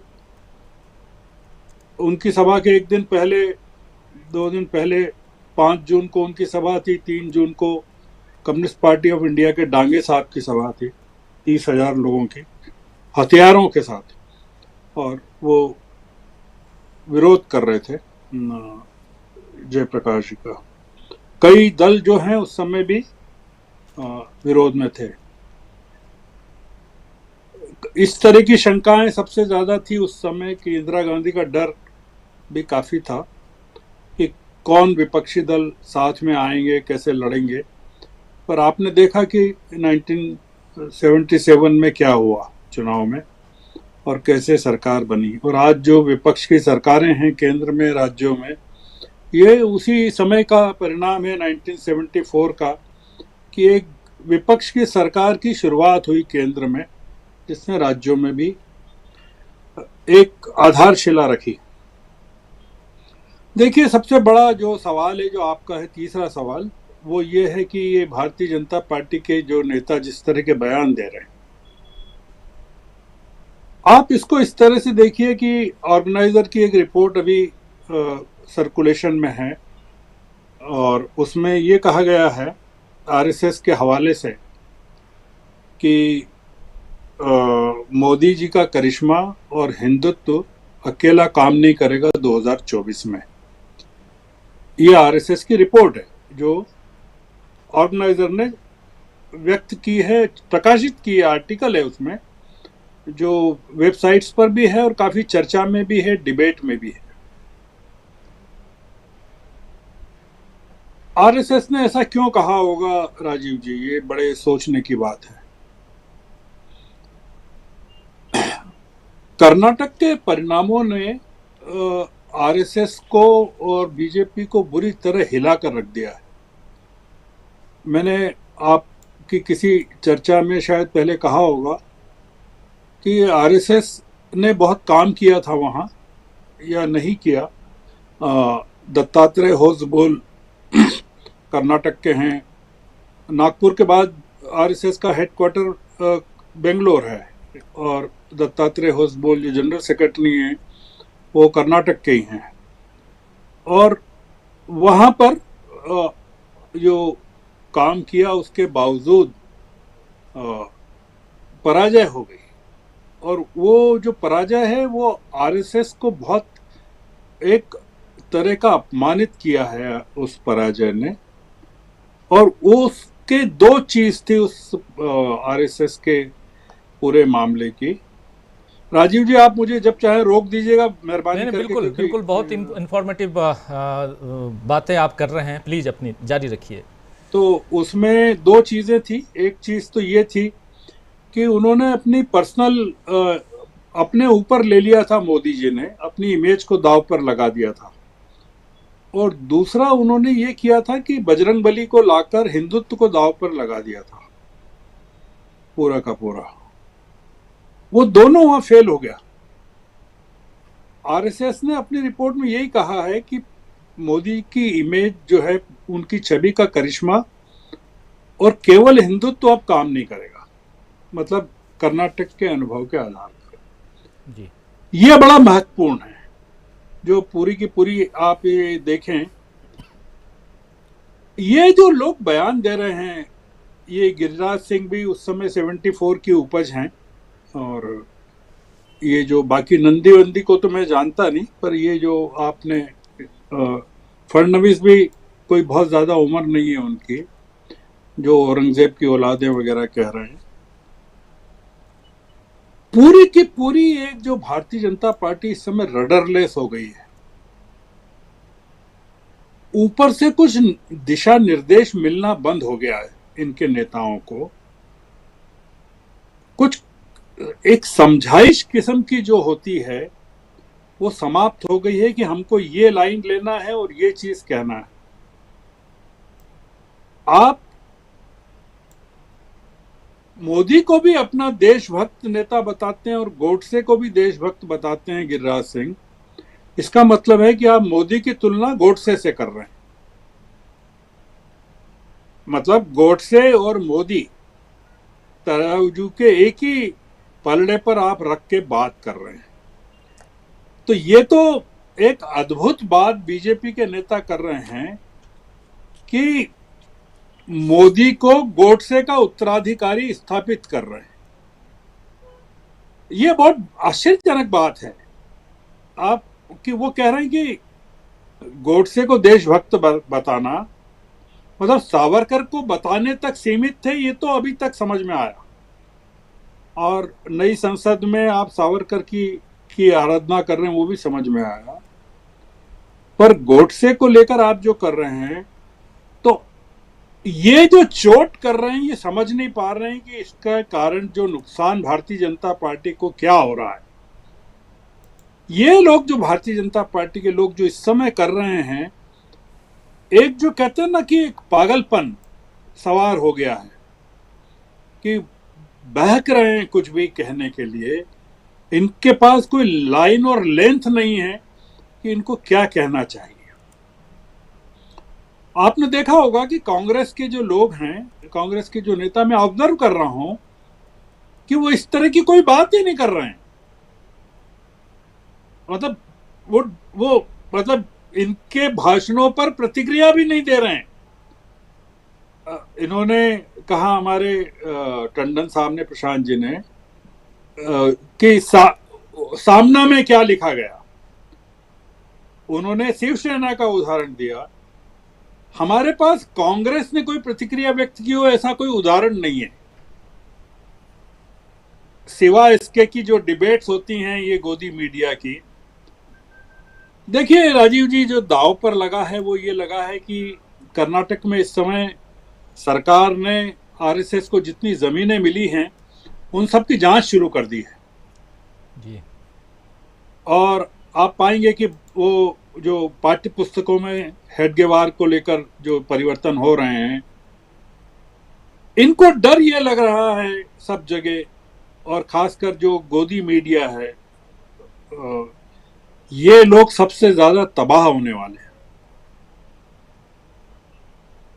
ये जो जितने लोग आप देख रहे हैं कि ये बचाने में लगे हैं, आप सोचिए कि जो फडणवीस हैं या नंदी हैं, इनके चेहरे देखिए कि इनकी उम्र क्या है,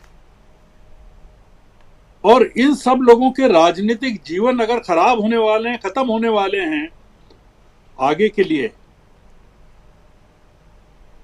आप बताइए कि कोल्हापुर में आप इनको, जो अल्पसंख्यक संप्रदाय के लोग हैं, उनको औरंगजेब की औलादें बताकर आप देश में क्या चाहते हैं करना जी।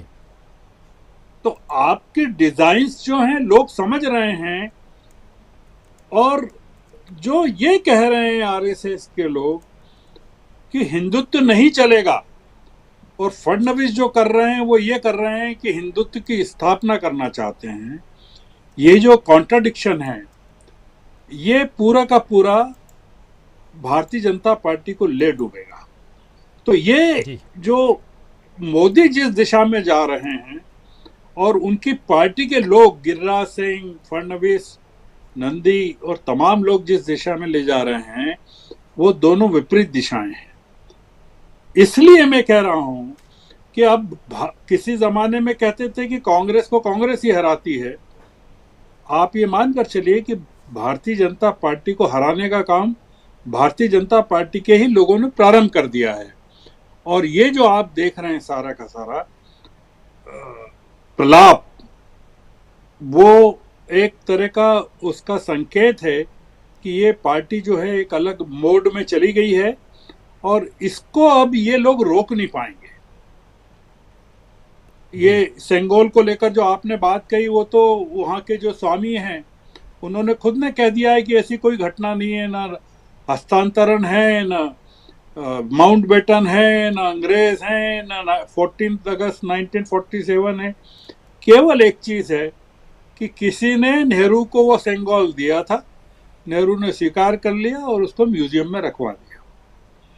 तो इसलिए इनका जो झूठ है वो एक्सपोज हो रहा है। मैं अभी इतना ही कहना चाहता हूँ। जी बिल्कुल राजीव, बिल्कुल बिल्कुल बिल्कुल बहुत सारी बातें, बहुत महत्वपूर्ण बातें आप यहाँ रख रहे थे। और सेंगोल से लेकर के कर्नाटक यहाँ महत्वपूर्ण राज्य अब और भी महत्वपूर्ण हो गया है, इसलिए क्योंकि कर्नाटक की जीत या कर्नाटक में बीजेपी की हार उसका रिफ्लेक्शन बहुत दूर तक जाने वाला है। हमारे साथ राहुल लाल जी वरिष्ठ पत्रकार जुड़ गए हैं। राहुल लाल जी, आपका स्वागत करता हूं। एक लंबे अंतराल के बाद राहुल लाल जी हमारे साथ फिर से मुखातिब हो रहे हैं। आप ही के पास आना चाहता हूं सीधा, और क्या कर्नाटक बार बार रुलाएगा राहुल लाल जी? क्योंकि 40% की बात अभी श्रवण गर्ग साहब कह रहे थे कि कर्नाटक में 40% की सरकार खूब चली, लेकिन मध्य प्रदेश की जब बात होती है तो 40% से ऊपर की बात होने लगी है मध्य प्रदेश में।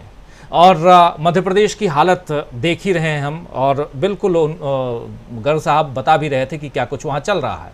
और देश की हालत देखी जाए तो राहुल गांधी अमेरिका जाते हैं, वहाँ जो कुछ कहते हैं उसकी चर्चा आज भी, इस वक्त भी अमित शाह जी कर रहे हैं। जब हम ये चर्चा कर रहे थे थोड़ी देर पहले, अमित शाह का बयान हमने सुना था। एक बार फिर से स्क्रीन पे ले आई, इसलिए क्योंकि थोड़ा राहुल लाल जी को भी के सामने भी रख दें। देखिए, अमित शाह कह रहे हैं कि किसी भी देशभक्त व्यक्ति को भारतीय राजनीति पर, ये सीधा सीधा कह रहे हैं राहुल गांधी के लिए, भारतीय राजनीति पर भारत के भीतर चर्चा करनी चाहिए। विदेश जाकर भारत की राजनीति पर चर्चा करना और देश की आलोचना करना किसी भी पार्टी के नेता को शोभा नहीं देता। राहुल बाबा, याद रखिए, देश की जनता ध्यान से देख रही है। राहुल बाबा गर्मियों से बचने के लिए छुट्टियां मनाने विदेश जा रहे हैं। वो विदेश में देश की आलोचना करते रहते हैं। मैं राहुल गांधी को सलाह देना चाहता हूं कि अपने पूर्वजों से सीखें। आपने नए संसद भवन और वहां तमिलनाडु के ऐतिहासिक राजदंड सेंगोल की स्थापना का विरोध किया। सेंगोल को जवाहरलाल नेहरू द्वारा स्थापित किया जाना था। मोदी ऐसा कर रहे हैं क्योंकि नेहरू ने ऐसा नहीं किया। ऐसे में आप विरोध क्यों कर रहे हैं? देखिए, अब यहाँ सेंगोल पर भी घिर चुकी है भाजपा सरकार, और उसके अलावा उधर विदेश जाकर के भी राहुल गांधी घेरने की कोशिश में लगे ही रहते हैं। और राहुल गांधी जो बात कहते हैं उसमें घिर जाती है। घिरने की कोशिश करें या ना करें, लेकिन राहुल गांधी जो बात करते हैं वो बात और उन बातों के इर्द गिर्द बीजेपी आ जाती है, फंस जाती है, घिर जाती है। और यहाँ से शुरुआत होती है देश की सियासत की, राहुल लाल जी। और उसमें कर्नाटक रिजल्ट के रूप में सामने है। पटना एक रिजल्ट आने वाला है। सामने 5 राज्यों के चुनाव हैं, उसके बाद कई राज्यों के चुनाव और विधानसभा चुनाव, और पैरेलली साथ लोकसभा के चुनाव, यानी चुनाव ही चुनाव। बीजेपी के नेता, जैसा अभी श्रवण गर्ग साहब कह रहे थे, कि खुद ही अपनी ही पार्टी को हराने पर तुले हुए हैं, इसलिए क्योंकि आरएसएस कह रहा है कि अब मोदी का करिश्मा और हिंदुत्व काम नहीं आने वाला, हमको लोकल नेताओं पर ध्यान देना होगा, फोकस करना होगा। लेकिन यहाँ हिंदुत्व के चेहरे के रूप में मोदी जी को सामने लाने की कोशिश हो रही है। मोदी का करिश्मा की बात भी चल रही है, और हिंदुत्व में बहुत अलग अलग ऐसी बातें, अनाप शनाप बातें आ रही हैं जो कहीं ना कहीं समाज को जोड़ने का काम तो नहीं करती हैं, तोड़ने का काम करती हैं। तो कंट्रोवर्सी है, कंट्रोडक्टरी बयान जो हैं वो सामने आते हैं बीजेपी के नेताओं के। क्या कहेंगे? देखिए, सबसे महत्वपूर्ण चीज तो मैं अगर कहूं कि जो 7 सितंबर को जब भारत जोड़ो यात्रा शुरू हुई थी और जब वो कर्नाटक से निकली थी, और कर्नाटक के बाद जब वो मध्य प्रदेश से भी निकली थी, तो आपके कार्यक्रम में सबसे पहले मैंने चर्चा में किया लाया था, आपको याद होगा वो चीज, कि बीजेपी की आंतरिक सर्वे रिपोर्ट उसी समय बीजेपी को चेतावनी दे रहा था कि कर्नाटक में बहुत भीषण हार की स्थिति का सामना करेगी। और फिर मध्य प्रदेश का भी रिपोर्ट वो आया था। हालांकि जब हमने आपके कार्यक्रम में चर्चा की थी तो फिर मीडिया में भी सूत्रों के हवाले से लगभग 1-8 महीने बाद वो रिपोर्ट चर्चा में आई थी, राजीव जी, आपको याद होगा।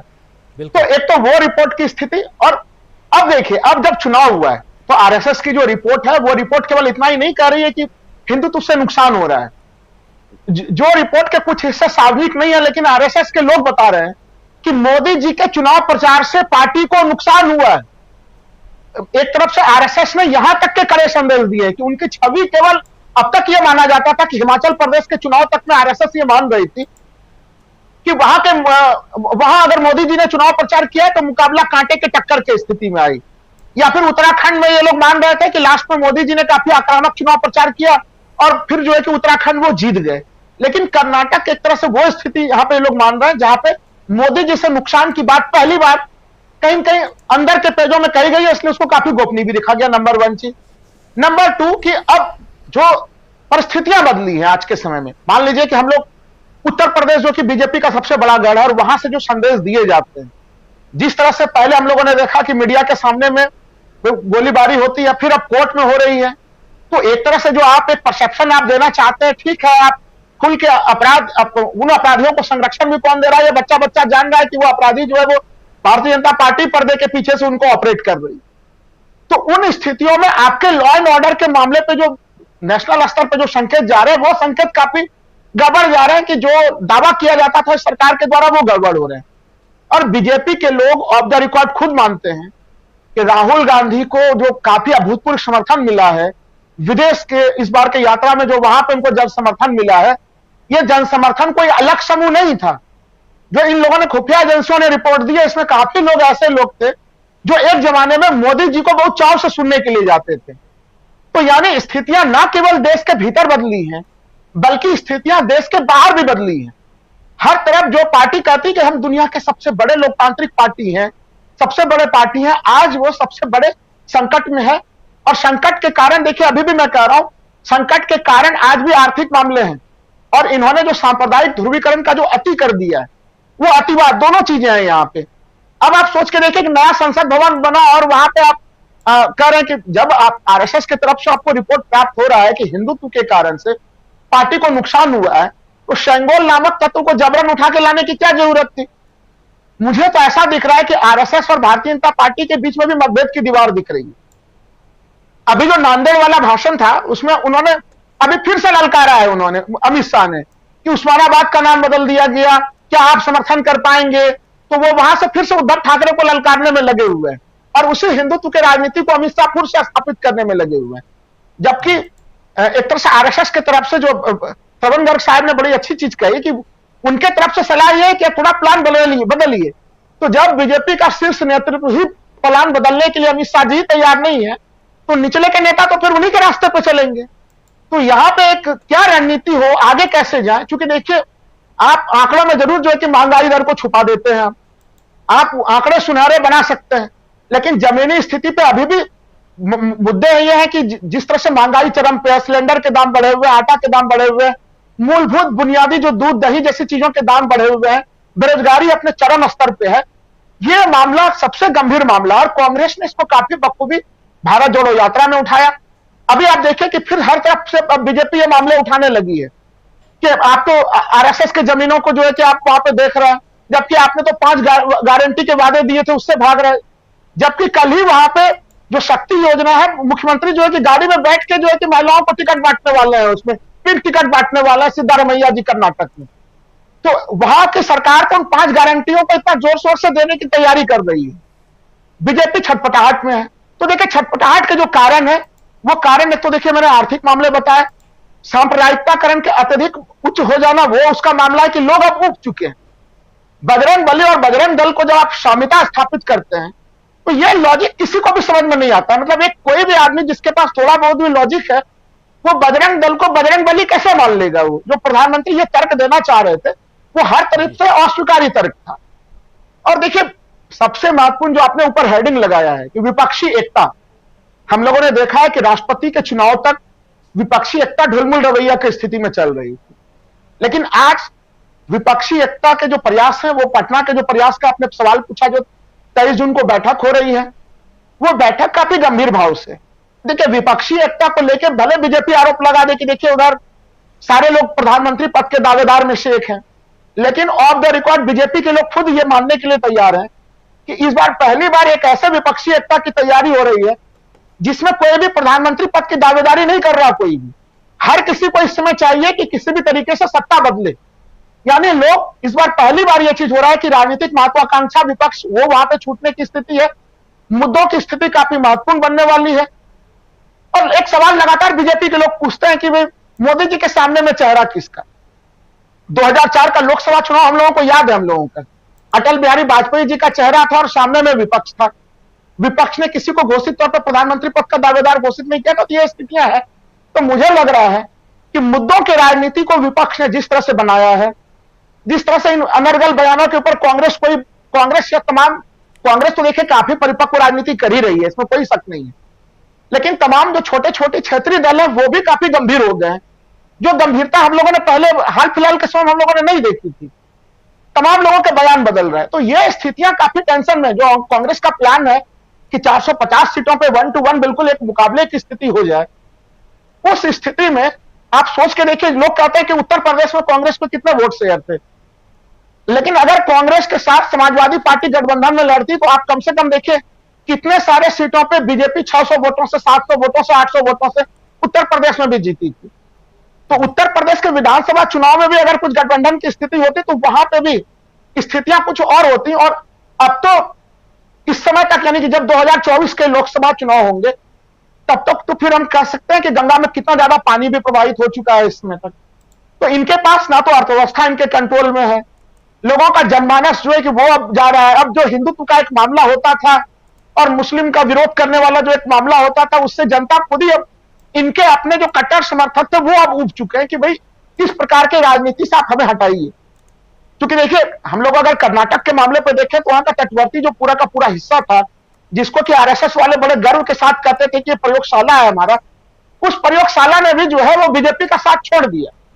तो बीजेपी के कट्टर समर्थक भी, हम लोग राजनीति में तमाम गणना ये करते हैं कि फ्लोटिंग वोटर कहां से कहां जा रहे हैं, लेकिन 2024 का लोकसभा चुनाव एक ऐसा चुनाव होने जा रहा है जहां फ्लोटिंग वोटर तो छोड़ दीजिए, कट्टर समर्थक भी दाएं से बाएं होने वाले हैं।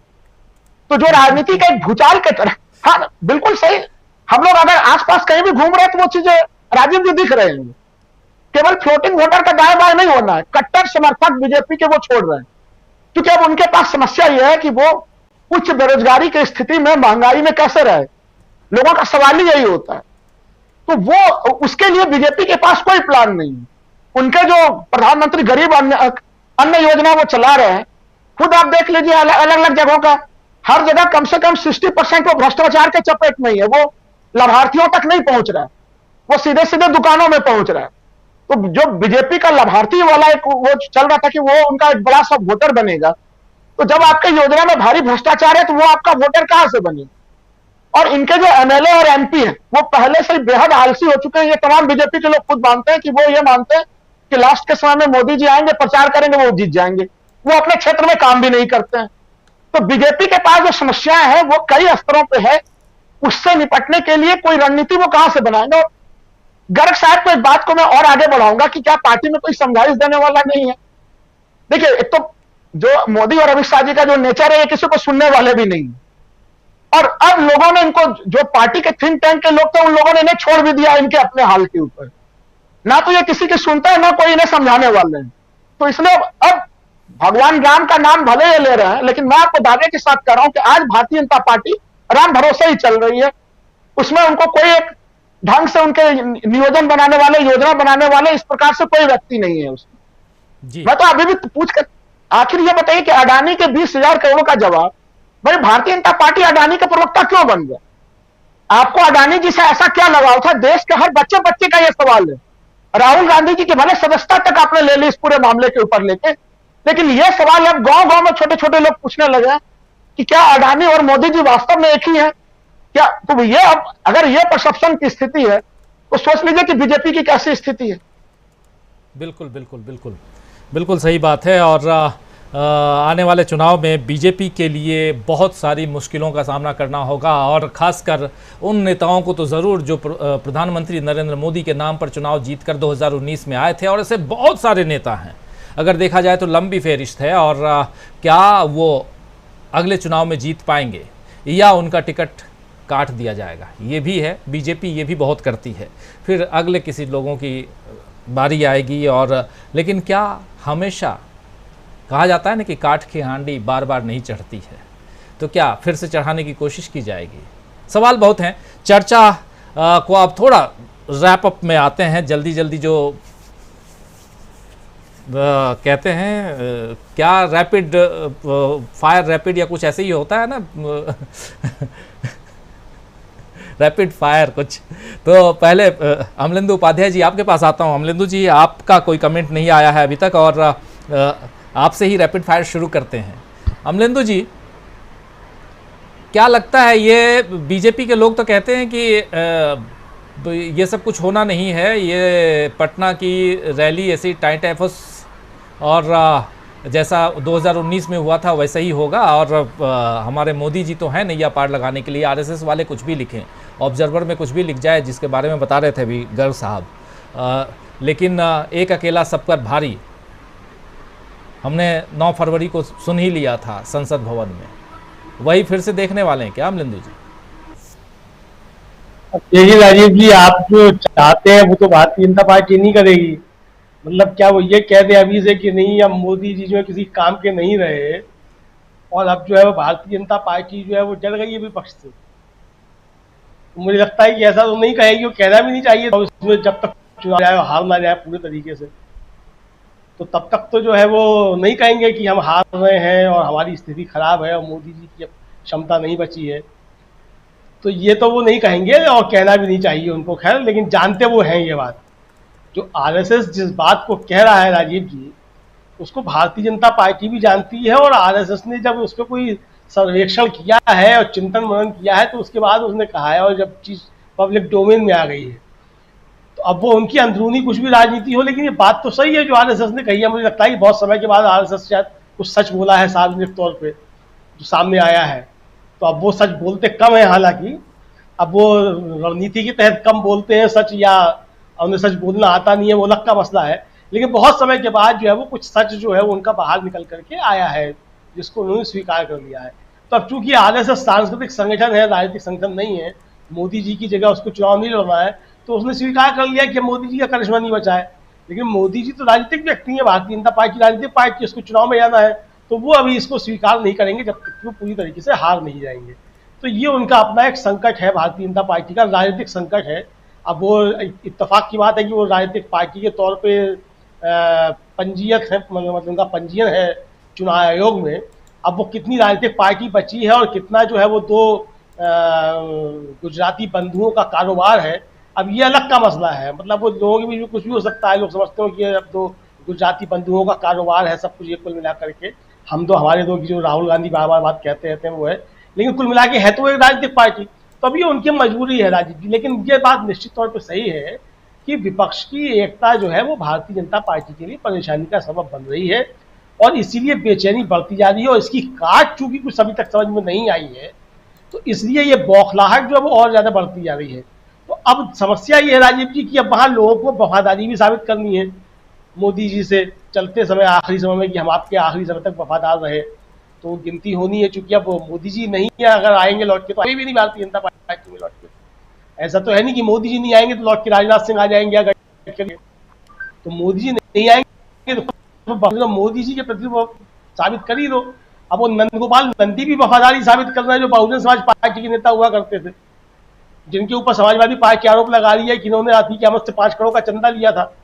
अब पता नहीं कि सही है कि नहीं, तो अब हो सकता है कि वो अतीक अहमद का 5 करोड़ का चंदे का भूत जो है वो नंदगोपाल नंदी के ऊपर सवार हो रहा हो, कि वो जांच वाच चल रही है कहीं उसमें ना आ जाए तो राहुल गांधी को गालियां दो। अब बहुत सी चीजें राजनीति में चला करती है, और व्यापारी जब राजनीति में आता है राजीव जी, तो उसके पीछे बहुत से जो इम्पैक्ट हुआ करते हैं। तो अब ये नंदगोपाल नंदी हो गए कि गिरिराज सिंह हो गए या कौन कौन से सिंह हो गए, ये सब अब बताइए। अब वो कह रहे हैं कि साहब वो औरंगजेब की बहुत सी औलादें पैदा हो गई हैं। अब इनसे पूछा जाए कि औरंगजेब की औलादें आई कहाँ से भाई, औरंगजेब की रिश्तेदारियां कहाँ हैं? अब वो फिर लंबी बात हो जाएगी, लंबी बहस हो जाएगी, तो उसमें जाना नहीं चाहिए। लेकिन जिस तरीके से ये सब चीजें की जा रही हैं, इसका सीधा सीधा मतलब यही है कि किसी भी तरीके से सांप्रदायिक विभाजन को मजबूत किया जाए, और भारतीय जनता पार्टी के पास इसके अलावा और कोई राजनीति चीज है भी नहीं। आप बताइए कि वो किस चीज को लेकर के चुनाव में जाएंगे? अगर इसको सांप्रदायिक विभाजन नहीं करते हैं तो क्या लेकर के जाएंगे कि हमने हर साल 2 करोड़ रोजगार दिए, किसानों की आय दुगनी होगी 2022 में, बुलेट ट्रेन दौड़ने लगी दिल्ली से लेके कलकत्ता के बीच में, दिल्ली से लेके मुंबई के बीच में, 100 स्मार्ट सिटी बन गए, क्या इसको लेकर के जाएंगे अब चुनाव में? काला धन आ गया विदेश से लौट करके, 15 लाख आ गए सबके खाते में, तो इसके लिए तो नहीं जा सकते ना। अब दूसरा चुनाव, जब आप 2 चुनाव जीत चुके हैं और तीसरे चुनाव में अगर आप जा रहे हैं तो अब जनता इस पर सवाल पूछेगी। तो जब इसके जवाब नहीं है आपके पास कुछ देने के लिए, तो आपको राहुल गांधी को गालियां देनी है, पंडित नेहरू को गालियां देनी है, गोडसे को सबूत बताना है। अब देखिए अमित शाह जी जो है वो मोदी जी को ही जो है वो उल्टा सीधा कहने लग गए। अमित शाह जी कह रहे हैं कि विदेश में जाकर के किसी भी पार्टी के नेता को जो है वो देश की बुराई नहीं करनी चाहिए। अब ये तो मोदी जी करते हैं। तो अब वो राहुल गांधी का नाम भले ले रहे हो, लेकिन वो कह रहे हैं मुझे लगता है कि मोदी जी के लिए कि अब आप जाए जब अमेरिका, तो अब वहां जाकर के देश की बुराई मत कीजिएगा, पिछली सरकारों को गाली मत दीजिएगा। तो इस तरह की चीजें हो सकता है, क्योंकि अमित शाह जी समझदार व्यक्ति हैं। मैं भारतीय जनता पार्टी में अगर किसी व्यक्ति को, एक को, अकेले को समझदार मानता हूं तो अमित शाह को ही समझदार मानता हूं कि वही एक समझदार व्यक्ति है भारतीय जनता पार्टी में। अब मोदी जी के बारे में तो मुझे जानकारी है नहीं कि वो कैसे हैं कैसे नहीं है, क्योंकि मुलाकात कभी नहीं हुई है। लेकिन अमित शाह जी से भी मुलाकात नहीं हुई, लेकिन जो उनकी बातें सुनता रहता हूँ मुझे लगता है कि वो थोड़े समझदार व्यक्ति हैं भारत में अकेले। इस तरह की बातें सब कहते रहते हैं, समझाते रहते हैं। तो अब ये मसला है राजीव जी, जब संकट है भारतीय जनता पार्टी के सामने, वो संकट भारतीय जनता पार्टी ने खुद तैयार किए, ना मैंने तैयार किए, ना आपने तैयार किए, ना कांग्रेस ने तैयार किए। भाई जिन वायदों के साथ आप सत्ता में आए थे, अगर आपने उनको पूरा किया होता, कांग्रेस अगर कर्नाटक में सत्ता में आई हो, राहुल गांधी में वायदा करके आए थे कि हमारी सरकार बनेगी तो पहली कैबिनेट बैठक में 5 गारंटियां लागू हो जाएंगी, वो उन्होंने लागू कर दी। अब 12 जून को से कंडक्टर बनकर के महिलाओं को टिकट बांटेंगे। यही काम अगर मोदी जी सरकार ने किया होता, सबके खाते में 15-15 लाख आ गए होते, स्मृति ईरानी जो 13 रुपए किलो की चीनी दिलवानी थी वो आ गई होती, गैस सिलेंडर जो है वो 400 रुपए से 200 रुपए का हो गया होता, तो काहे को जो था राहुल गांधी को गालियां देने की आवश्यकता पड़ती? कोई जरूरत नहीं थी। तो भारतीय जनता पार्टी के सामने जो चीजें हैं राजीव जी, वो उनका संकट समझने की जरूरत है। मतलब उपहास करने की या हंसने की कोई जरूरत नहीं है कि भारतीय जनता पार्टी के लोग जो है वो इस समय जो है वो बौखलाहट पे क्यों आ रहे हैं। वो उनकी बौखलाहट जायज, और कोई भी ऐसा व्यक्ति जिसे लगने लगता है कि उसके हाथ से सत्ता जा रही है या उसका घर छिनने वाला है, लुटियन जोन खाली करना पड़ेगा, और वो ऐसी स्थिति अगर लगने लग जाए कि हमने नया महल तैयार कराया है और उस महल में जो है वो जाने से पहले जो है, प्रवेश करने से पहले कुछ अशुभ संकेत हो गए हैं। अब वो हम सब मानते नहीं है इन सब सारी चीजों को, अशुभ चीजें होती हैं और अशुभ घड़ी होती है, लेकिन वो चीजें हैं, लोग मानते हैं जिस तरीके की। तो अब इस तरीके का होने लगे तो उसकी आप राजनीति बौखलाहट समझ सकते हैं कि किस तरीके की बौखलाहट होती है। तो मुझे लगता है भारतीय जनता पार्टी के लोग जिस समय कर रहे हैं, वो इस समय एक धारणा जो है उसकी जो मना स्थिति होती है वो वही है, इससे ज्यादा और कुछ नहीं है जी, मना स्थिति। लेकिन दूसरी तरफ प्रशांत टंडन जी, अब जल्दी जल्दी ख़त्म करते हैं कार्यक्रम को, आप सबके पास ज़रूर आना चाहता हूं। प्रशांत जी, एक तरफ विपक्षी एकता की हम बात कर रहे हैं और दूसरी तरफ विपक्षी दल जो हैं वो अपने संगठन में तैयारियों की भी बात कर रही है और संगठन को मजबूत करने या उसमें फेरबदल की खबरें भी आ रही हैं। शरद पवार का हमने सुन ही लिया, आज एक नहीं 2 कार्यकारी अध्यक्ष उन्होंने नियुक्त कर दिए। कल कांग्रेस पार्टी ने भी अपने अलग अलग जगहों के जो प्रभारी हैं वो नियुक्त किए हैं, और बीजेपी की तरफ से भी ऐसी ही बात आ रही है। 2-3 दिन पहले से खबर चल रही है और इसमें कहा जा रहा है कि प्रधानमंत्री नरेंद्र मोदी कर्नाटक की हार से नाराज़ हैं, इसलिए चाहते हैं कि लोकल लेवल पे उनके जो संगठन को मजबूत किया जाए। इन सब को देखा जाए तो चाहे बीजेपी हो या दूसरे दलों के नेता हो, यानी ये साफ माना जाए कि तैयारियाँ बहुत तेज़ी से चल रही हैं। और एक बात जो आ रही थी, जो यहाँ शायद राहुल लाल जी कह रहे थे, राम भरोसे, तो राम का भरोसा भी दिखाई दे रहा है। और मंदिर की बात भी खूब तेज़ी से चल रही है इन दिनों। अयोध्या में मंदिर का उद्घाटन शायद उसी वक्त करा दिया जाए। तो इन सब को लेकर के क्या कहेंगे आप? क्या एक देश जो है वो सियासी मोड में, चुनावी मोड में ऑलरेडी हम कहें कि जा चुका है, जिसमें तैयारियां बहुत तेजी से चल रही हैं? देखिए, बीजेपी, मैं बिल्कुल बुलेट पॉइंट में 3-4 बातें कहता हूं। बीजेपी गेन करती है वहां जहां कॉन्फ्लिक्ट होता है, जहां टकराव है, उससे ध्रुवीकरण पैदा होता है, नफरत पैदा होती है। तो मंदिर जो अयोध्या में बन रहा है, ये मंदिर तो सुप्रीम कोर्ट ने बनवाया है। ये मंदिर सुप्रीम कोर्ट बनवा रहा है, ये बीजेपी नहीं बनवा रही है। आरएसएस ने और बीजेपी ने या उनके कार्यकर्ताओं ने, कार सेवकों ने बाबरी मस्जिद को 6 दिसंबर 92 को गिरा दिया। वो कॉन्फ्लिक्ट था, उस कॉन्फ्लिक्ट का फायदा बीजेपी को मिला। राम मंदिर बनने का कितना फायदा मिलेगा मुझे लगता नहीं, क्योंकि उसमें कोई कॉन्फ्लिक्ट नहीं है। कोई सड़कों पे नहीं आके कह रहा है कि राम मंदिर क्यों बन रहा है। तो सवाल ये कि उसमें अब कोई कॉन्फ्लिक्ट नहीं है। दूसरी बात ये कि मोदी साहब ने बिल्कुल अलग अलग और एक दूसरे से इंडिपेंडेंट बातें कह रहा हूं। मोदी साहब ने चाय पे चर्चा से लेकर नए संसद भवन के भवन में सिंगल की स्थापना तक एक लंबा सफर तय किया है, और वो सफर आगे नहीं चल सकता, क्योंकि वो जहां पहुंच गए हैं वहां पे इलेक्शन जीत के कोई नहीं पहुंच सकता। वो अब महाराज की स्थिति में आ गए हैं, एम्परर। तो वो एम्परर चुनाव नहीं जीतता है, ना चुनाव में खड़ा होता है। वो तो सत्ता को वो करता है, एंजॉय करता है।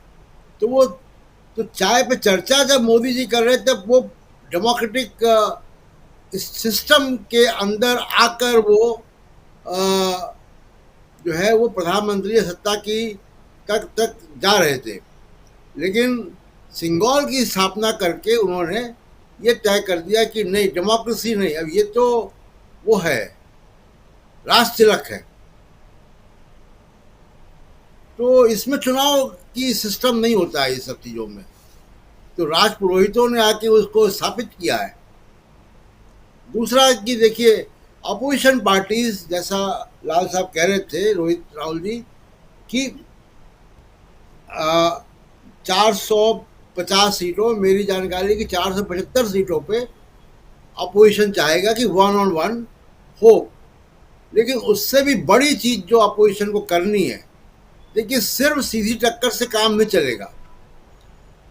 आपका नैरेटिव क्या हो, आपको ज़मीन पे करना क्या है, वो भी अपोजिशन को तय करना पड़ेगा पटना में। तो केवल सीटों के तालमेल से नहीं होगा। ज़मीन पे आप क्या कर रहे हैं, आपके नारे क्या हैं, आपके भाषण क्या है, आप ऑफर क्या करने जा रहे हैं, कॉमन मिनिमम प्रोग्राम क्या है। उसमें सबसे बड़ी चीज़ जो विपक्ष को करनी है, और वो 1 on 1 फाइट हो ना हो, विपक्ष को बड़ी सफलता हासिल हो सकती है अगर वो सिर्फ एक चीज़ में कामयाबी कर ले। ये कोल्हापुर जैसी घटना ना होने दें।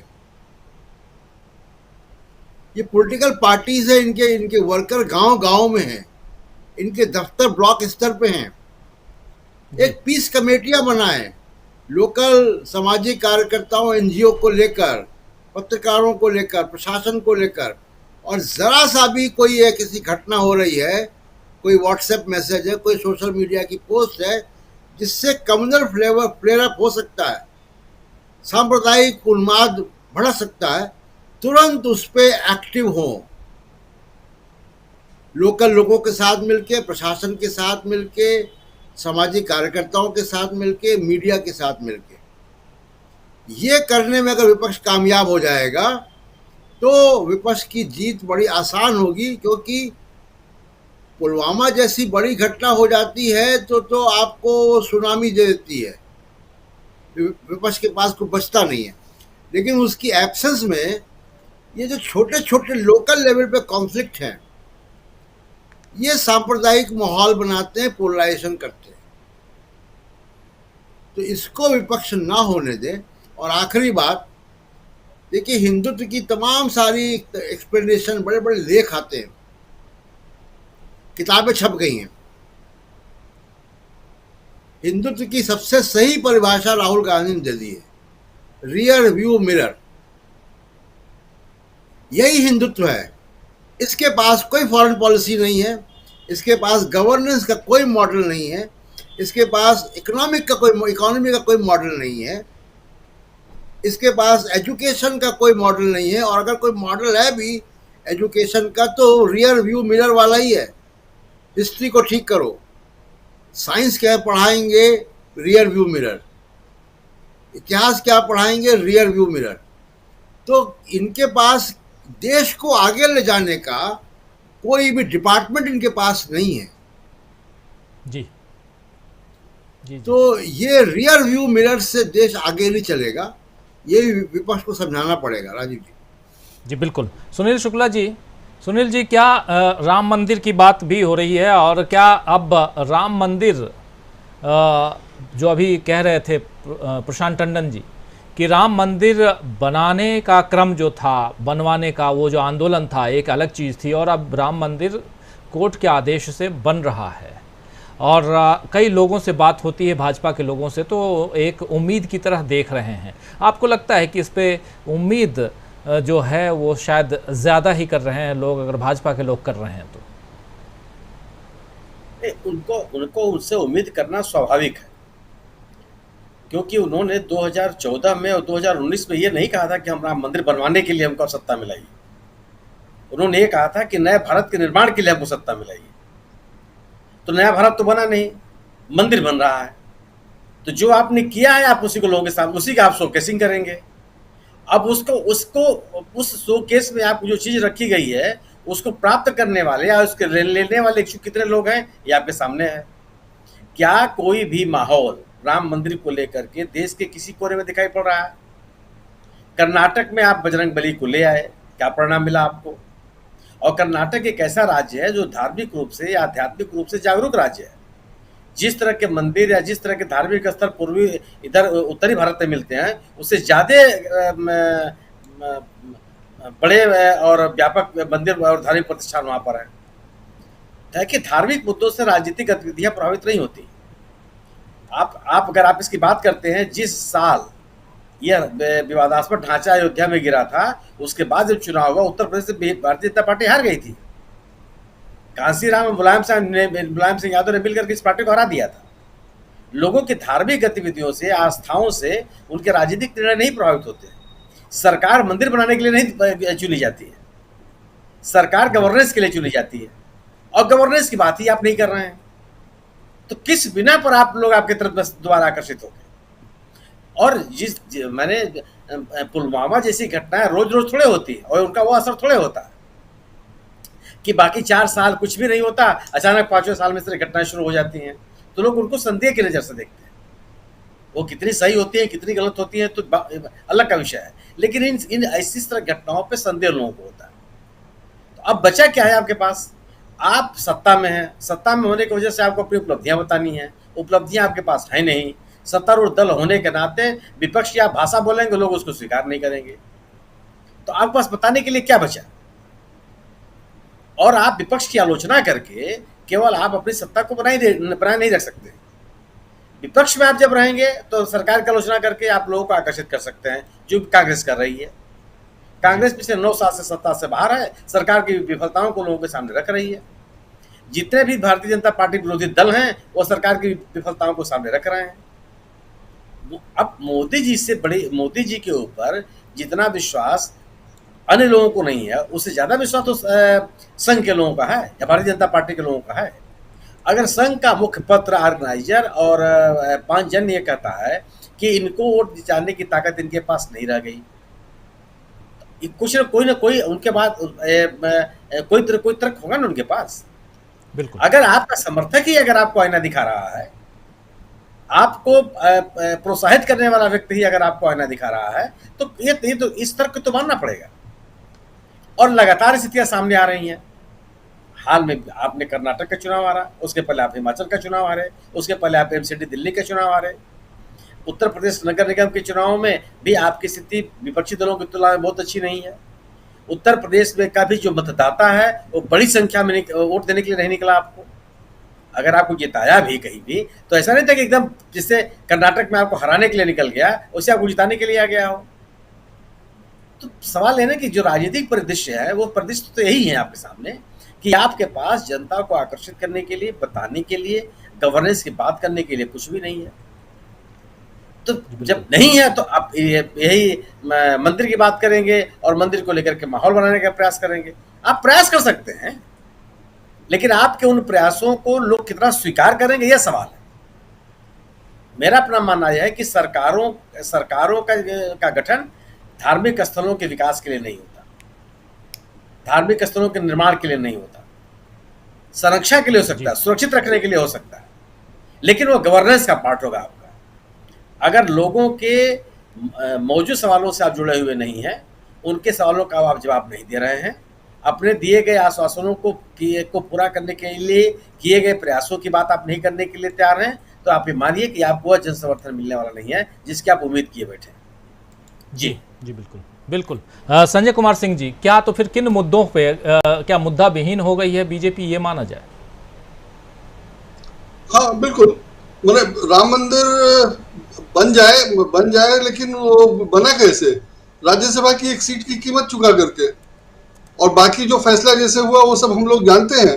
तो राम मंदिर कैसे बना? और राम मंदिर के लिए जो चंदा इकट्ठा किया था उसमें भ्रष्टाचार के तमाम मामले हैं, उसकी तो कोई सुनवाई ही नहीं हुई। जमीन की कीमत और जमीन बेचने वाला सब मामला है।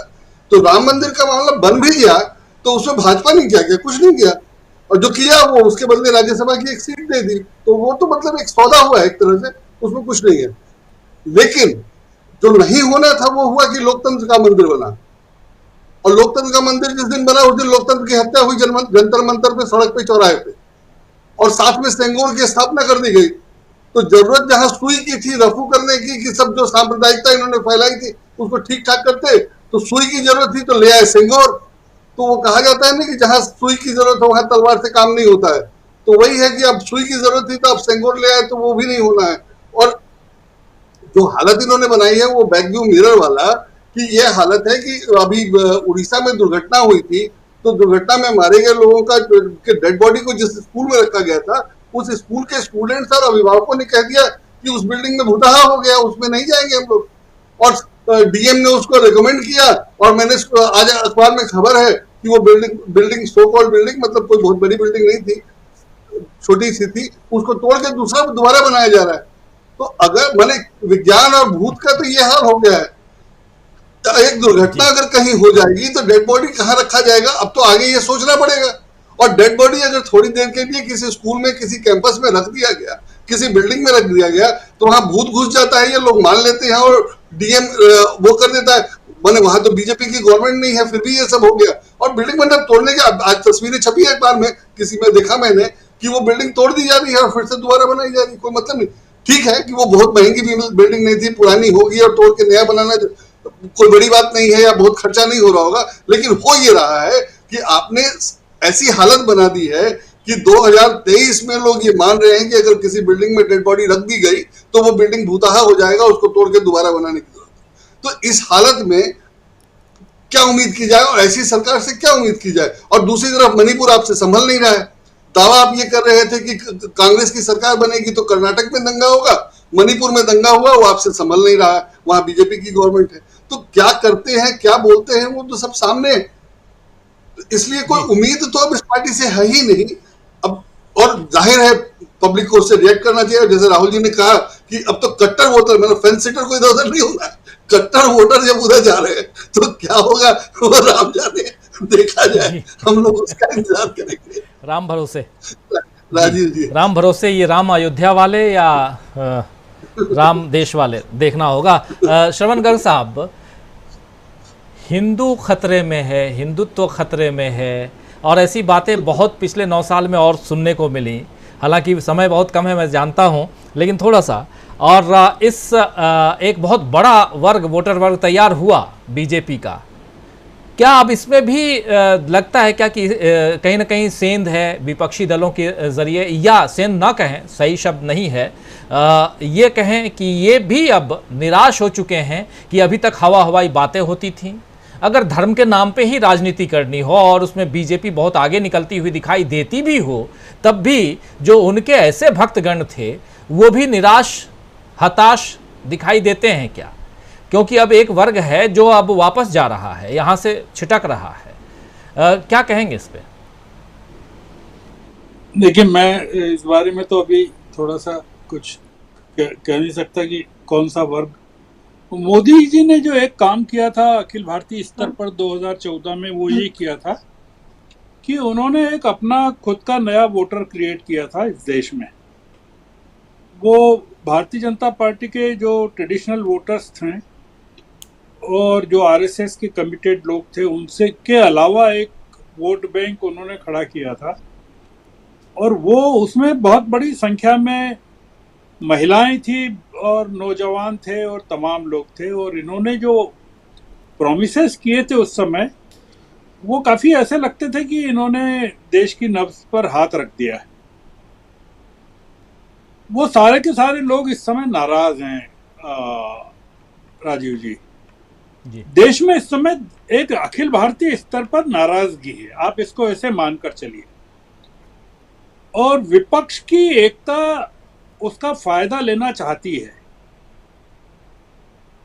हम इसको इस तरह से देखें, हम इसको ये नहीं देखें कि विपक्ष की एकता कोई बहुत बड़ी चुनौती पैदा करने जा रही है, क्योंकि हम अपने विपक्ष को भी जानते हैं और अपने विपक्ष में जो नेता हैं उनको भी जानते हैं।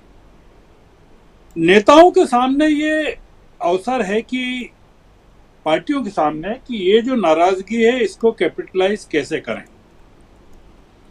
2 बार की 2 टर्म्स की ये सरकार हो गई, और 2 सत्र अगर 10 साल के हो जाएं किसी सरकार को, तो वो अपने आप एक नाराजगी और एक तरह की ऊब सरकारों के प्रति पैदा हो जाती है। आप इसीलिए पाएंगे कि मतलब अगर राम मंदिर 10 साल बाद भी पूरा हो तो कोई आंदोलन नहीं होने वाला है इस देश में। आप सोचिए कि कोई मांग नहीं कर रहा है कि मंदिर क्यों नहीं पूरा हो रहा है, कोई ये मांग नहीं कर रहा है कि मथुरा का क्या हुआ, कोई ये मांग नहीं कर रहा है कि काशी की जो मस्जिद है उसका क्या हुआ। मतलब कोई किसी तरह की बात ही नहीं हो रही है। जो हम जिसको हिंदुत्व मानते थे उसको बढ़ाने के लिए कोई इस तरह के संकेत हों इस देश में जो ये बताते हो कि हिंदू जो है जाग गया है और वो पीछे नहीं हटेगा। नहीं, ऐसा कुछ नहीं है। वो हिंदू कुछ नहीं कर रहा, उसको मंदिर से मतलब नहीं है। आप ये मान के चलिए, वो मंदिर अपनी आस्था के जो मंदिर हैं वहां जाता है, घर में भी मंदिर है उसके, उसमें जाता है।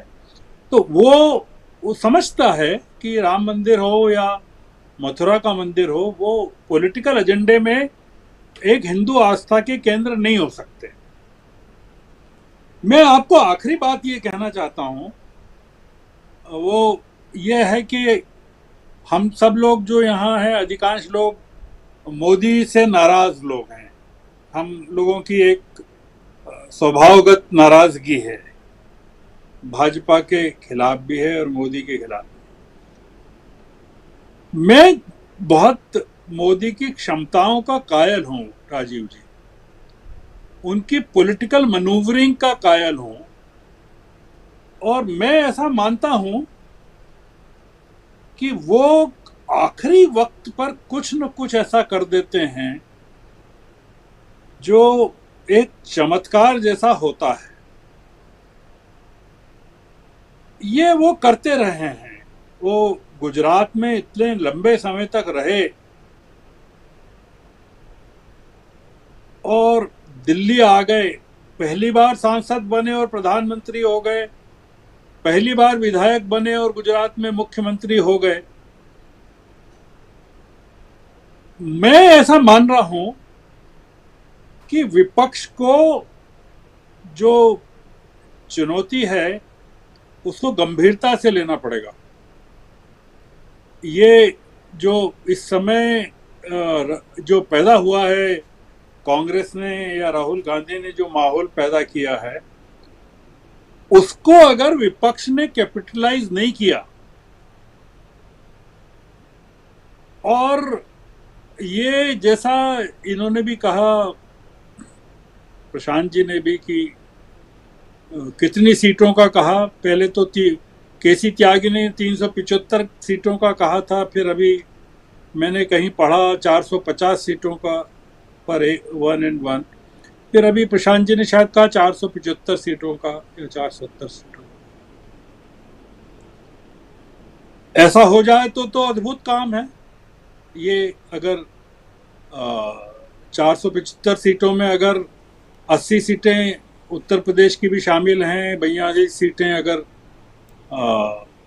बंगाल की भी शामिल हैं, 17 सीटें अगर तेलंगाना के भी शामिल हैं, 20 सीटें अगर पंजाब और दिल्ली की भी शामिल हैं, और 25 सीटें अगर आंध्र प्रदेश की भी शामिल हैं, तो मैं मान सकता हूं कि ये 475 का आंकड़ा कैसे प्राप्त होगा।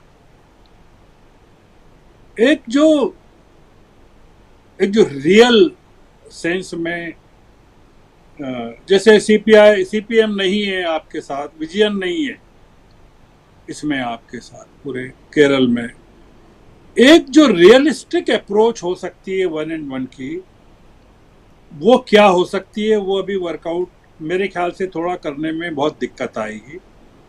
ये बड़ा हाइपोथेटिकल है अभी 475 सीटों का या 450 सीटों का। और ये जो मामला है वो ये कि अगर इस मौके को चूक गया विपक्ष, जो अभी मिल रहे हैं ये लोग पटना में, मैं पटना की बैठक को एक शुरुआत मानता हूं। मैं इसको कोई कंक्लूजन हो जाएगा एक बैठक में, जब ये एक एक सीट पर जाएंगे तब पता चलेगा कि क्या होगा। मैंने कहीं कहा था, ये तेलंगाना के जो हमारे साथी हैं वो मध्य प्रदेश में भी कैंडिडेट्स खड़े कर रहे हैं जी, और वो मायावती के साथ मिलके खड़े कर रहे हैं। जो राव हैं वो उड़ीसा में भी जा रहे हैं, आंध्र में भी जा रहे हैं। आम आदमी पार्टी ने कर्नाटक में सारी सीटों पर चुनाव लड़ा था, काफी सीटों पर लड़ा था। हरियाणा में जो अभी भाषण दिया इन्होंने, अरविंद केजरीवाल ने, सबसे ज्यादा कोसा है उन्होंने कांग्रेस को। जो उनका हिसार में अभी भाषण था जिसमें उन्होंने कहा लोगों से कि बताइए कांग्रेस ने आपके लिए क्या किया, बताइए भाजपा ने क्या किया। बहुत बड़ी चुनौती है राजीव जी। ये मेरा ऐसा मानना है कि मोदी जी को हम थोड़ा सा बहुत अंडरमाइन न करें, है ना? बिल्कुल सही कह रहे हैं। वो क्योंकि दांव पर कई देशों की ताकतें, कई देशों के हथियार बेचने वाले, कई देशों के राज्याध्यक्ष, इस देश का बड़ा वर्ग, इस देश का सशक्त मीडिया, राष्ट्रवाद, ये सब लगा हुआ है। हम 5 लोग तो बहुत कमजोर लोग हैं यहाँ जो बैठे हैं, 6 लोग। तो मैं थोड़ा सा एक रियलिस्टिक अप्रोच जो एक हमेशा रखता भी हूँ, कोशिश करता हूँ, रखता तो नहीं हूँ, उसमें मैं थोड़ा सा मतलब एक तरफा कोई वक्तव्य में अभी देने के लिए तैयार नहीं। सही कह रहे हैं गर साहब, बिल्कुल सही कह रहे हैं आप। और हर पक्ष को, हर पहलू को समझना चाहिए, हर पहलू को, हर पक्ष को रखना चाहिए, जो आप यहाँ रखने की कोशिश कर रहे थे। और ये सही है कि इतना कमज़ोर आंकने की ज़रूरत नहीं है। मुद्दे और 2014 का चुनाव और 2019 का चुनाव दोनों सामने है। 2019 का चुनाव कैसा था और अचानक कैसी आंधी सामने से आई, और ऐसे ऐसे लोग जीत करके आ गए भाजपा के नाम पर, जो कभी सांसद तो छोड़िए पार्षद भी नहीं बन सकते थे। और उनमें से अगर कोई मेरे से जानना चाहे तो मैं ऑन एयर नहीं कहूँगा, लेकिन मैं वो नाम दे दूंगा, सूची दे दूंगा। वो पार्षद नहीं बन सकते थे, वो सांसद बन गए। तो वो 2019 की बात है। 2024 और उसमें पहले बार के एमएलए, पहले बार के एमपी, जो पहले बार के एमएलए मुख्यमंत्री बनते हैं, पहले बार के एमपी पीएम बनते हैं। अब उनकी किस्मत, उनकी मेहनत और उनकी रणनीति, उनकी सियासत 2024 में सब कुछ दांव पे है। क्या राम भरोसे नैया पार लग पाएगी? क्लोजिंग कमेंट जल्दी से चाहूँगा, बिल्कुल आज तो 2 घंटा होने को है। राहुल लाल जी, देखिए, 2-3 चीजें मैं बड़ा संक्षेप में खाली कहूंगा। जैसे प्रधान जी बिल्कुल, इसमें जो, हाँ, मैं कह रहा हूं कि देखिए सामान्य जनता क्या सोच रही है। देखिए, जब हमारे पूर्व प्रधानमंत्री ने कभी भी नेपाल की यात्रा नहीं की, मनमोहन सिंह ने अपने 10 साल के पीरियड में, लेकिन भारत नेपाल संबंध अपने उच्चतम स्तर पर रहे हुए। अब वर्तमान प्रधानमंत्री के समय उपलब्धि बताया जाता है कि कोई इनको बॉस कह रहा है, कोई इनका जो है कि इनके साथ कोई फोटो खिंचाने के लिए बेचैन हो रहा है, कोई पैर छूने के लिए बेचैन हो रहा है। लेकिन अब जनता यह समझने लगी है पिछले 9 वर्षों के ट्रेनिंग में कि आखिर भाई अमेरिका के साथ आपके संबंध बने तो मेगा ट्रेड डील है कहां जो ट्रंप के जमाने से करना चाह रहे थे। आपके वो निर्यात के आंकड़े क्यों घट रहे हैं? आप अमेरिका में भी आप निर्यात नहीं कर पा रहे। अमेरिका का निर्यात तो छोड़ दीजिए, आपको बांग्लादेश का भी निर्यात घट रहा है, आपके नेपाल का भी निर्यात घट रहा है, म्यांमार का भी निर्यात घट रहा है। यानी पड़ोस में भी आप निर्यात नहीं कर पा रहे और अमेरिका जो सरप्लस वाला जगह था वहां पर भी आपका निर्यात घट रहा है। तो आपकी सफलता, आप बड़े बड़े दावे करते हैं। और दूसरी चीज जो जनता के सामने में जब जाता है और जो जनता उठा रही है, ये टूल किट का मामला। बीजेपी के लोग बेचैन रहते हैं, आप समझ रहे, उनके समर्थक कहते हैं कि अगर विदेश से कहीं एक छोटी सी प्रशंसा हो जाए तो उसको ढोल बाजे नगाड़े की तरह की जो विश्वगुरु बन गया, विश्वगुरु बन गया। लेकिन अगर विदेश की कोई बड़ी संस्था इस सरकार की आलोचना कर दे तो फिर कहना शुरू करते हैं वो देखिए टूलकिट गैंग सक्रिय हो गई है। तो विदेश आलोचना करे तो टूलकिट गैंग है, और विदेश का कोई एक छोटा सा नुमाइंदा भी आपकी प्रशंसा कर दे तो आप विश्वगुरु हो जाते हैं। तो ये कुछ ऐसी चीजें हैं जो लोग उब गए हैं इन सब चीजों को सुन सुन के कि भाई हर जगह आप इवेंट मैनेजमेंट कितना करेंगे आप।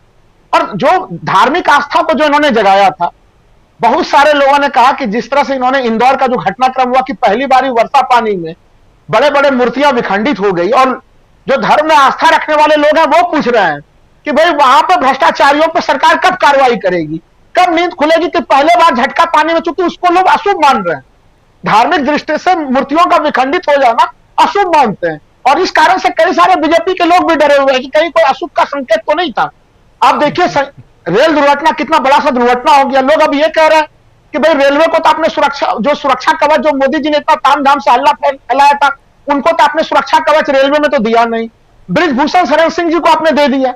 अब लोग कह रहे हैं क्या उन्हें आप अंतर्राष्ट्रीय, भाई इतना महान व्यक्ति है, वो आपराधिक पृष्ठभूमि के नहीं है, उनके तमाम मुकदमे फर्जी है, तो अंतर्राष्ट्रीय संत साधु घोषित कर दीजिए उन्हें। तो अब इसलिए जो स्थितियां 2019 में थी वो स्थितियां अभी बदली हुई है। और मैं कह रहा हूं विपक्ष को एकजुट करने के लिए जो एक बड़ा प्रयास जिस तरह से तमाम एजेंसियों का दुरुपयोग हो रहा है, सोचिए 2024 के चुनाव में कितना समय है राजीव जी, लेकिन अभी से विपक्ष के पूरे सप्लाई पाइपलाइन को काटने की पूरी ताकत सरकार के पास कोई काम नहीं है। कहां से कोई फंडिंग ना मिल जाए विपक्षी पार्टियों को कहीं से, उसमें आपने पूरी ताकत झोंक दी है। वो सीबीआई, ईडी और इनकम टैक्स में विपक्ष उलझा रहा है, आप चुनाव की तैयारी कर लें।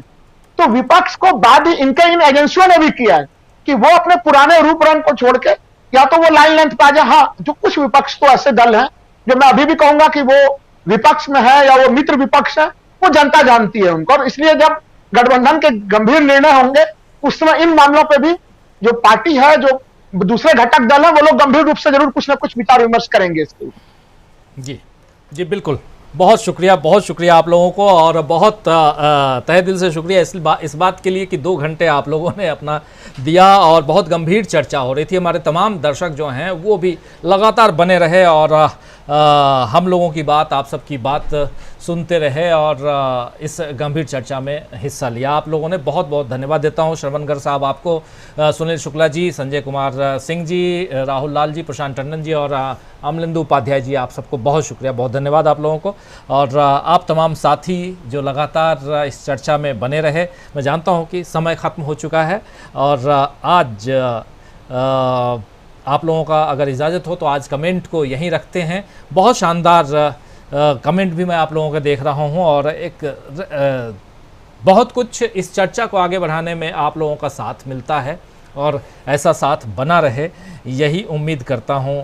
ओम प्रकाश पाल साहब हैं, संघा पाल आते हमारे साथ में हैं, उपेंद्र जी हमारे साथ हैं, आनंद राय जी हमारे साथ में, गोविंद राम हैं हमारे साथ में, असलम चिश्ती साहब हमारे साथ में, विजय श्रीवास्तव जी हमारे साथ बने हुए हैं और ऐसे ही लाइफ लेशन, स्मोकी हॉर्स, विजय श्रीवास्तव, तमाम साथियों, आज इस कार्यक्रम को समाप्त करने की इजाज़त चाहता हूँ।